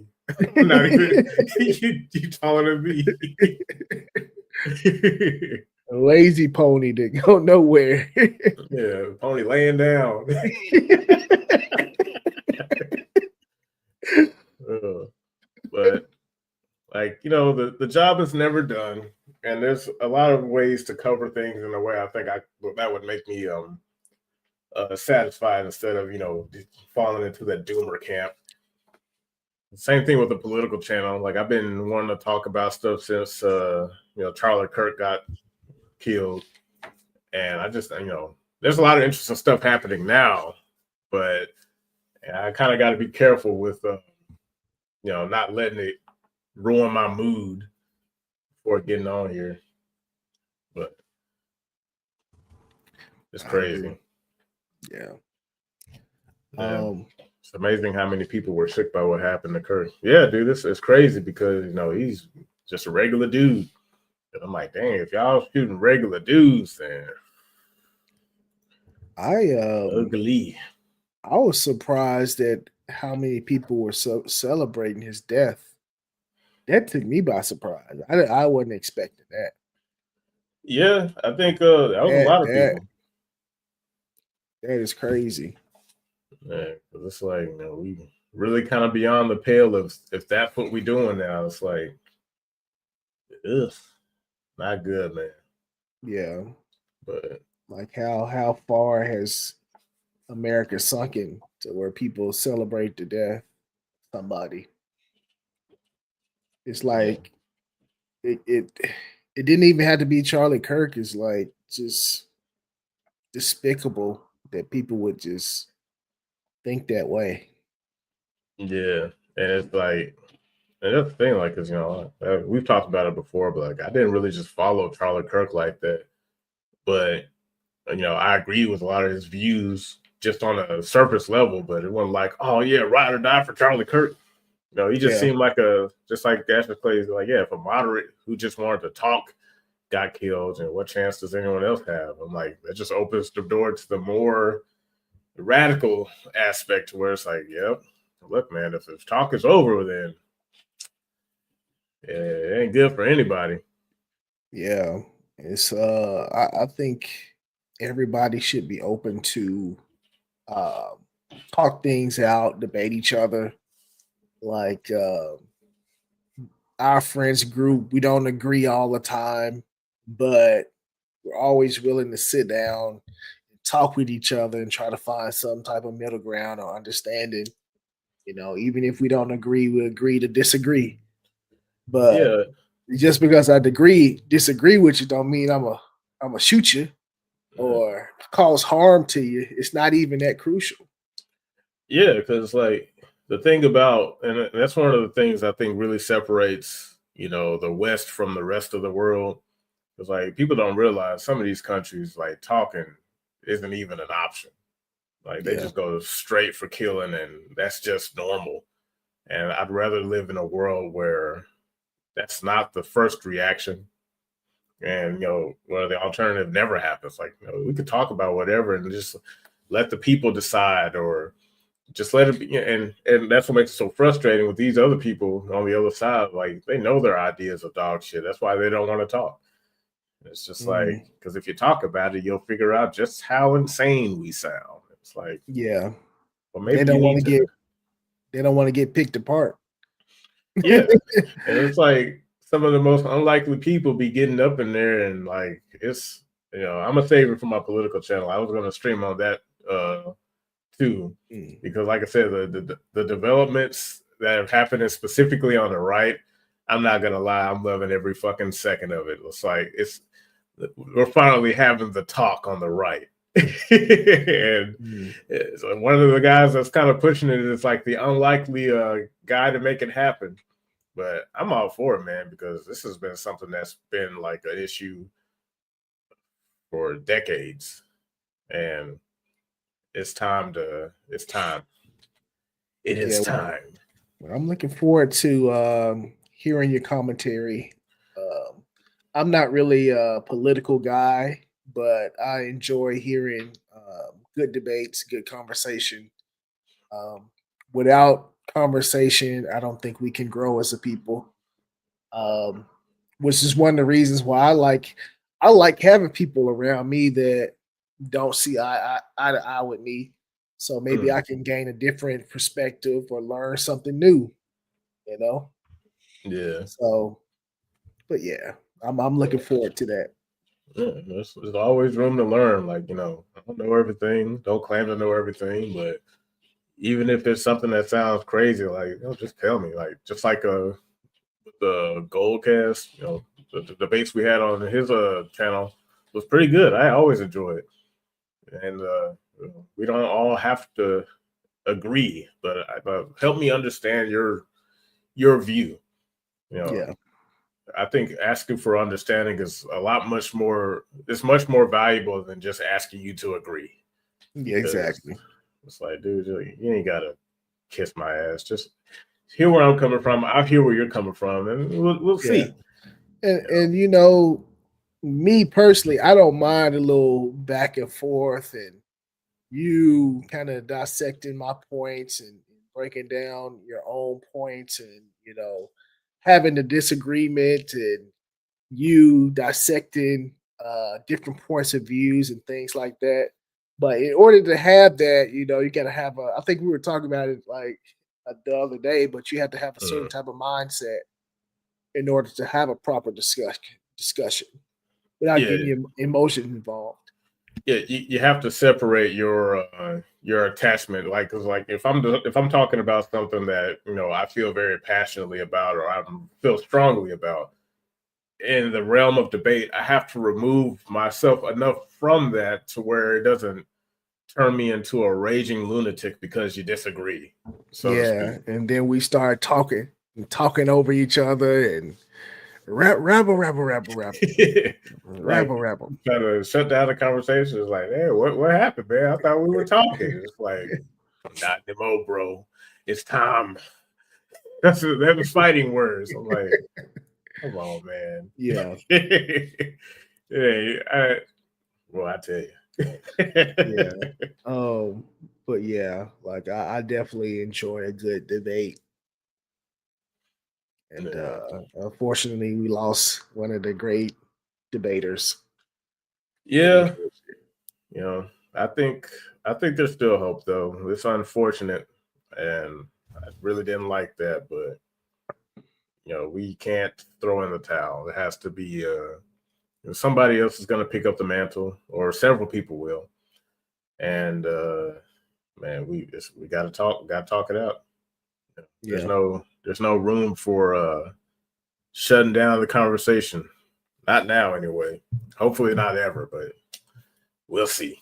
yeah, But just to kind of bring it back to gaming, I already we went over what we've been up to, and then the Linux ascension. I, I don't know if this is should probably make it its own live. All right, we're not going to get into it here, but I will tell you what it's about. hold Yeah, on now. This Ninja Gaiden 4 looks cool. You can't be possibly rant on Ninja Gaiden look, 4. look, That look, look, game look, looks look. so cool. Hold on, hold on. I will say, but let me preface this. The rant is not towards normal people who just enjoy action games. You are not my enemy. I am not talking to you. If you enjoy it, that's fine. That does not bother me. All right. Let me identify who I'm mad at and who deserves to get shut up. First of all, Tecmo. They're getting like the majority of the hate. And behind them Mm. are the people who are trying to tie this game's significance to honor Tomonobu Edagaki. Those are the only Eee. people Eee. I should know, right? Because in this case, you have to have privileged knowledge to understand why somebody like me would have an issue with this game. If you just like it and you press the buttons and Ryu does the cool moves, I ain't mad at you. Buy the game, play the game, enjoy the game. I'm not talking to you. you know, get out the line of fire. I am not pointing at you. If you want to jump in front and get shot, that's on you. But I promise, like the average consumer who likes action games that look like that, you're fine. You're free to go. So that's that. Yeah, that's deep, bro. I wasn't expecting that. Yeah, that That's deep. I realized like because I put a post on Twitter and I'm like I really need to make sure I start specifying who deserves the hate, and I can't keep shooting at. I have to narrow my aim. Yeah, I have to zero in on my target because a lot of people will interpret it as, oh, well, you talking about me? I just like the game, and then they feel like they got to defend the game. Like, no, this game does not require defense of you, your defense. If you're playing it and enjoying it, you're cool. This is for those who have privileged knowledge on the history of the game, the history of the game's creator, and the significance, his significance within that game and within the franchise that is lacking here. So we're good. But that's tough, bro. I like that. yeah, I like that. I wasn't expecting. I thought you was coming from the people who like it, but you shut that you shut that down real quick. Yeah, I like that. because they're innocent. They have nothing to do with this. Like, even if you shill the game because you think it's cool, it's like, hey, the only way you'd be in trouble is if you're one of those people who are trying to tie it to Edagaki specifically. I got a problem with them. But if you're just, dude, bro, who likes games where the guy with the sword slices up everything, hey, you fine, bro. Hey, yeah, you're good. But just to kind of, I guess I'll start into it a little bit. So, as you all know, Tobunobu Edagaki passed away last month, or it was announced, and you don't really see it too much in my videos because, like I said, I spend more time just playing games. I don't put so much of my life on YouTube to where, because some people will be like, you don't even cover content. Like, I've been playing Ninja Gaiden, Dead or Alive. Those are my favorite games of all time since I was literally 13 years old. My first experience with a game that I loved outside of Sonic the Hedgehog as a kid, Dead or Alive. That's when I hit puberty. That game was with me when I hit puberty. So there's like that game. It's right here. It's the first fighting game I've always played, and like I loved it. And I loved it so much that I had to find out like who was responsible for creating this masterpiece. He was one of the first developers I learned about, by name. Because back then when you play a bunch of video games, like I love Sonic the Hedgehog, and that's all. Knuckles and Echidna, all this shit, but you don't know, as a kid, you don't really look up people like Ken Penders who are responsible for why you like it so much. Yeah. And so, as I got older, I was like 13, 14. I was like, I got to figure out who did this. I started looking on the back of the game copy. It's like Tobunobu Edagaki. Who is that guy? Like, what's his deal? And the more I learned about him, the more I was like, this is the coolest motherfucker on the planet because all he just creates gold. Like, he creates games for me. And then he got me into Aerosmith. I was like, man, this music is sick. Aerosmith sounds amazing. So just to kind of give like my personal experience with Edagaki. I've never met him, but I've always admired him probably a little too much when I was younger because I was just like, dude, he's just so cool. Like he's always got the shades on, the black leather jacket, and he's like, I've seen Japanese people my whole life, and he looks nothing like any of them. He looks like he has main character aura, as the kids would say. Yeah, like he'd be in a business area, all the Japanese nerds are on a computer with their glasses, and he's just walking around like, yeah, I'm the shit, and it's just like, I just want to see this guy in person. He was like a rock star. Yeah, and so, and over time, over the years, I realized like his influence in gaming wasn't respected. I remember, I'm sure you remember back in the day when the old FGC, Dead or Alive was never taken seriously. It was always kind of just like the game that no one just looked at as a legitimate fighting game. Yeah, it took a backseat to Virtua Fighter and Tekken. Yeah. And so when I came into the scene, I was like, where's Dead or Alive? Or Dead or Alive is like, that's my thing. I eventually grew to like Tekken, but I had Edagaki syndrome back then where I thought Tekken was just a trash game because it wasn't Dead or Alive. But that's fair. There was a point in time where I liked Dead or Alive more than Tekken, so I know exactly what you mean. and Yeah. for good reason. Dead or Yeah. Alive was like super crazy. It was doing things that to this day no other game can really just imitate. And if Exactly. it does imitate it, it can't do it well. Even with Tekken 8, their stage transitions and knocking people through glass, bro, it still don't got nothing on Dead or Alive 2.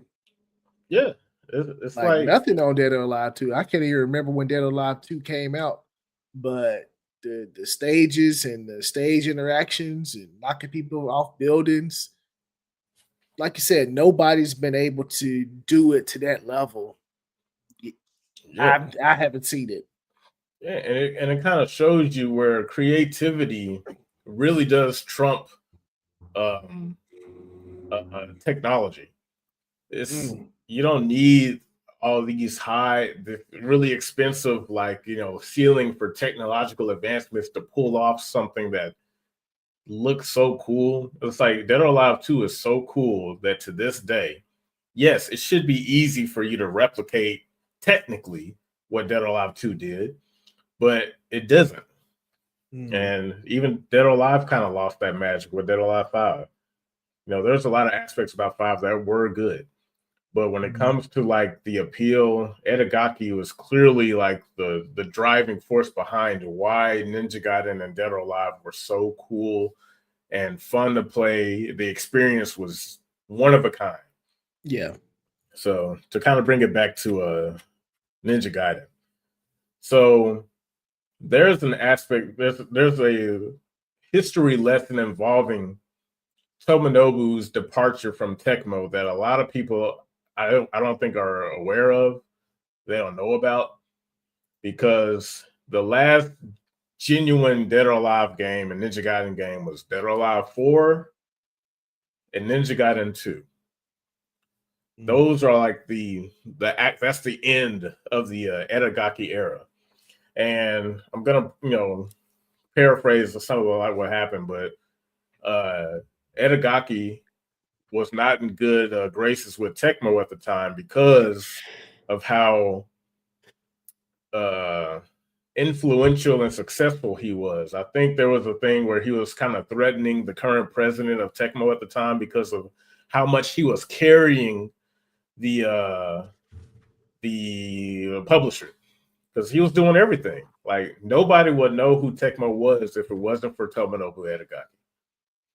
And you can look up uh, interviews where he talked about why he chose Tecmo, and it was really on a whim. That Tecmo was down the street from where I live, so that's why I went there. He could have went anywhere, but he chose Tecmo out of convenience.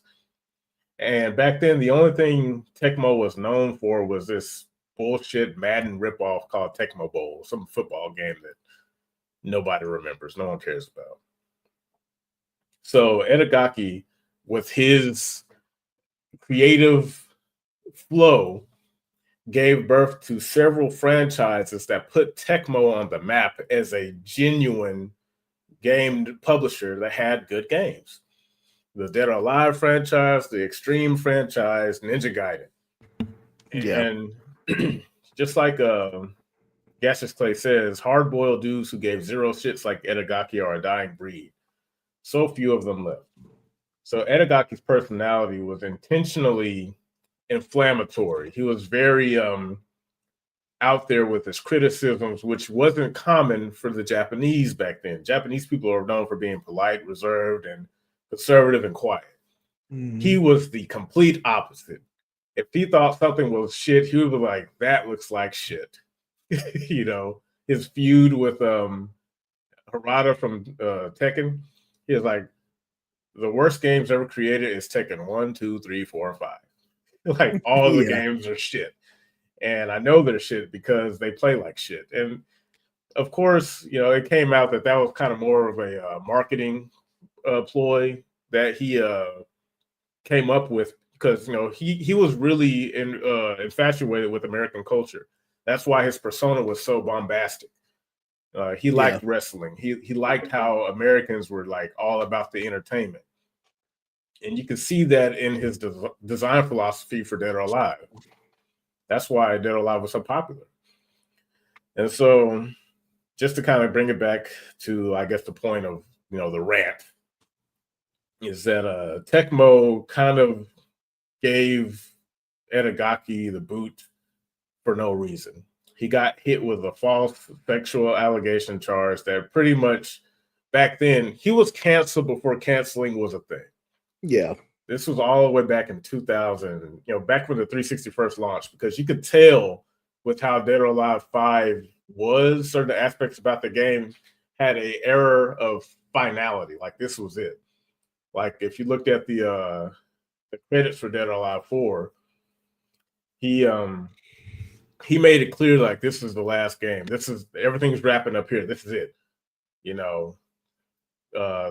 Plot points are getting wrapped up. DOA tech is being destroyed. Donovan's dead, and Helena seems to be going down with the ship. And a lot of fans, myself included, kind of got emotional because this is back. I was like 19 when this happened, and I was looking around like of course as a kid, I'm like, so is this the last Dead or Alive? What do you mean? Like, I want this to go on forever. I'm so used to there being a 2, 3, 4. And he didn't expressly say it, but he did leave a hint in there that said there may be hope. And that was kind of his way of saying, like, look, there's some shit going on. I can't tell you the details. You'll figure it out later, but maybe it'll work out. Maybe it doesn't. Unfortunately, it didn't. So that whole thing happened. He left the company, and that was pretty much the end. And so what happened to him was that when you get hit with a sexual assault allegation, you're pretty much done. What do you call it? I guess socially, like on the outside. Yeah. It's like you've been branded as that's bad. You can't bounce back from that. Whether you did it or not, it's like the stain of the allegation makes people not want to be around you. Yeah, especially when it comes to business, and especially in Japan at the time.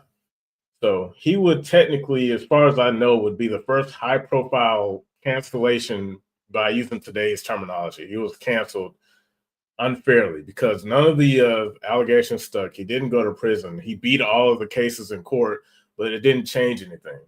He was branded as bad for business. Yeah, and since then he was never able to fully recover. Like there was Devil's Third, which was not a good project because it released on the Wii U and it just wasn't good. And that was his attempt to kind of get back in there. And I'm of the opinion that because of like the high profile exit, him leaving Tecmo just kind of ruined his reputation. And the only people that really kind of had his back were just fans of his work, which isn't enough to really kind of help him in any real professional capacity. Yeah. And so as the years went on, certain interviews and information came out about the situation. He had an interview, I think, with Emperor Cal. He was a DOA, I guess you could say, content creator that talked to him about Dead or Alive 5 and stuff.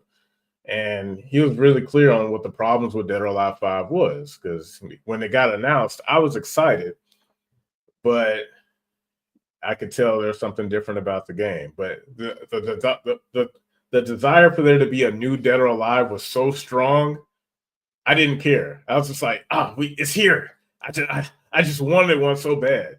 Yeah. And I didn't realize like how bad I wanted it came at a cost. And it's like, yeah, you got Dead or Alive 5 without Edagaki.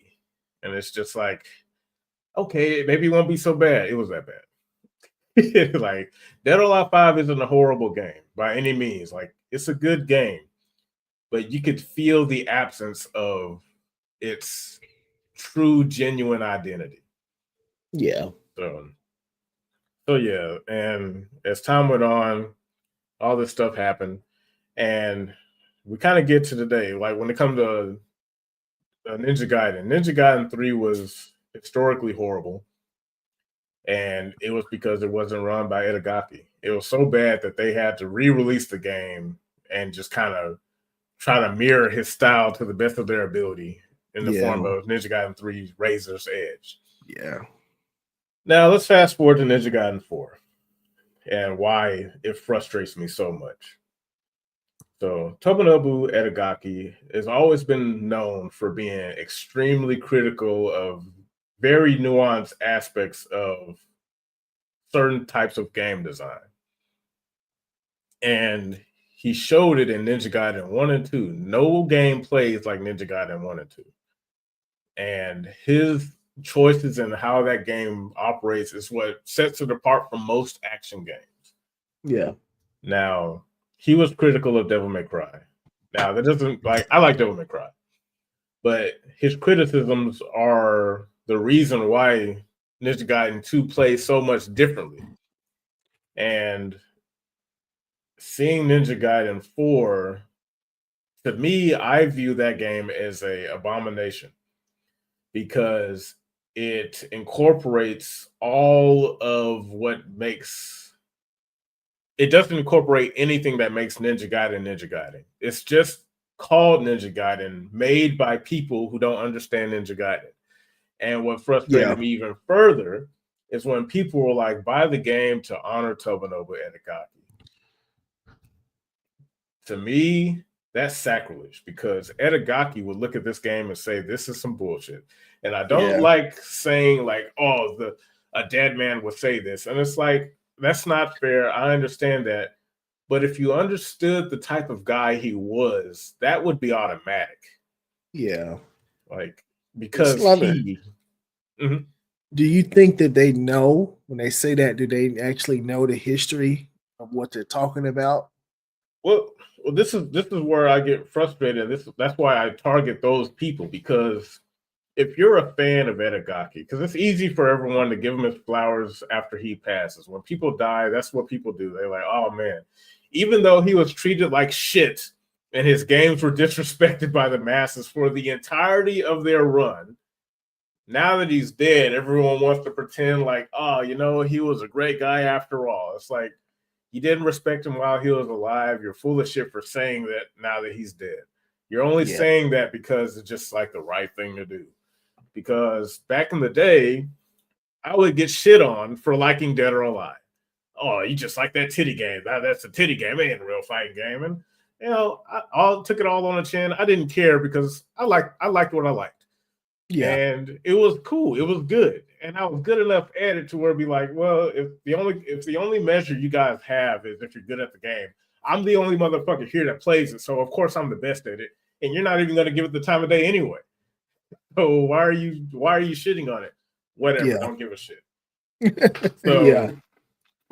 So it's frustrating to see that be the case. I lived through that for years. Getting shat on by other people who play other games.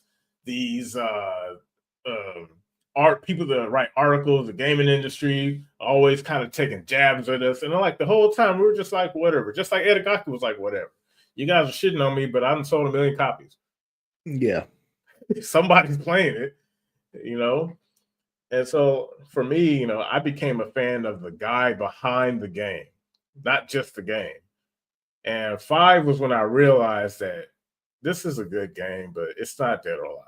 Not really. It's Dead or Alive in name only. The character motivations are alien. The design philosophy, there's too much balance here. I didn't appreciate it back then because that's when I started getting into fighting games serious. But Edagaki's philosophy on fighting games is like, I'm making them fighting entertainment. This isn't about balanced patches and making the character. Dead or Alive had a very unusual method when it came to balance, but it was really kind of even across the board when you look at the design philosophy of the rock, paper, scissors system. Strikes beat throws, throws beat holds, holds beat strikes. And that very simple core mechanic is what made Dead or Alive so accessible, fun, and entertaining to play. That interview he had with Emperor Cow, he kind of went over the pillars of what makes Dead or Alive, as opposed to like a game like Tekken, where they put so much effort into Yeah. balance. Yeah. And we can see that in Tekken 8. Like they're trying to do the entertainment angle, but the balance is so important. That's why it looks stiff. That's why it Yeah. looks stale in comparison. Because with Edagaki, his mindset is like, look, if somebody flies off the side of a cliff or down the Great Wall of China, we're not going to put an extra 48 hours into balancing to make sure that the damage was like this and that you land and that you can check and blah, blah, blah. That's not important. This is fighting entertainment. Same thing with Ninja Gaiden. He's like, this isn't about balance. This is about you're playing as a super ninja Ryu Hayabusa. You need to experience the world through the eyes of Ryu Hayabusa. Yeah. And his world is very aggressive and unfair, but he's badass. And you got to be badass. So like Electric Underground recently released a video. I highly recommend anybody watch it. He does a very good job of dissecting the difference in design philosophy between Dead or Alive, or Edagaki's Ninja Gaiden and Tecmo's Platinum / Team Ninja's Ninja Gaiden. So I highly recommend watching that video. It's by Electric Underground. Just to kind of break it down for people who don't know the specifics. But, in that video, he showed a clip where Edagaki was talking about game design. You have to have 10, there's 10% and the other 90. The 10% is what you don't budge on. That's the foundation. You can change the other 90% all day, but this 10% is non-negotiable. This is the core of the game that cannot be changed by any means. Yeah. And you can see that in the difference between something like Ninja Gaiden 2 and Ninja Gaiden 3 and 4.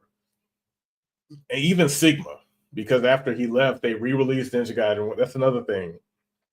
We kind of talked about it before. But with Sigma, it's like their interpretation of Ninja Gaiden, which is intentionally removing Edagaki's influence, which to me is what made it so offensive. Because Tecmo, they're the ones that shit canned him and then went out of their way to remove his influence in all these games while still reselling and profiting off of his talent, his work. And to me, that's some nefarious bullshit. And they don't deserve any type of praise because they never cared.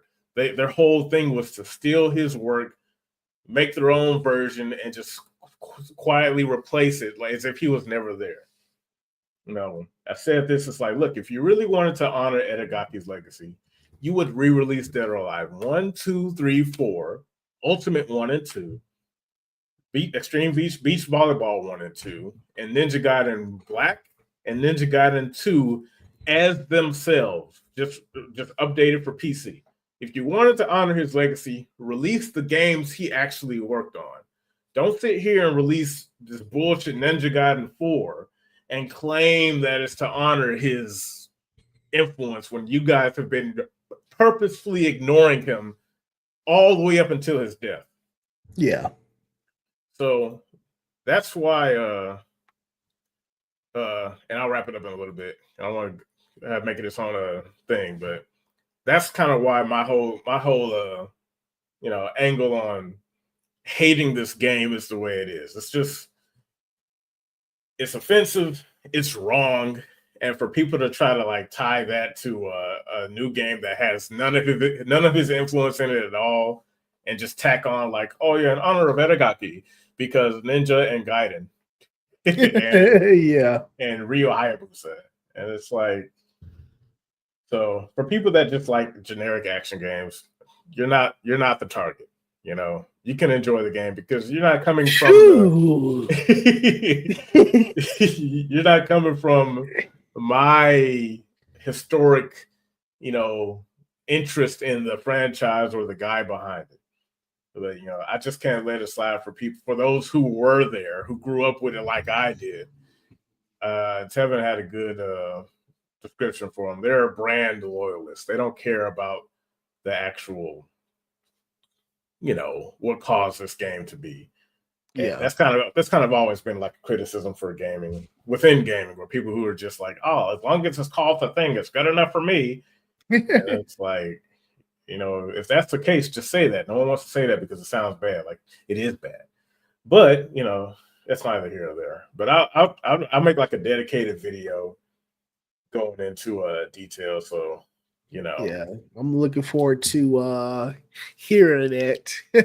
Because Sorry guys, I saw all your chats, but I yeah, just just it just gets me all emotional and shit. yeah, But can't we've been wait to see going that. for look forward to it. We've been going for 2 hours and going on 20 minutes. We ain't gonna keep it too long, guys. This was a random impromptu stream. I appreciate you guys for coming out. You know, even though we ain't been putting out no content like that, you guys always come through for us. I appreciate it. We're gonna try to have something more consistently for you because we want to do it, not because we feel like we have to. Yeah, exactly. But Kuroki Samurai, Gaseous Clay, H3 the game, Caveman J. Let's see, we'll go up here. Man, legit K Moon. All right, bro. Gator Milk, Sipper Supreme, Billy Donuts. I appreciate you guys stopping by. It's always nice to see you guys, even if we've been like MIA for a while. But I'll go ahead, wrap up the stream. I'm gonna try to get some like I said, I've mostly just been playing stuff. I'm kind of far enough along where I think I won't mind streaming it while I play.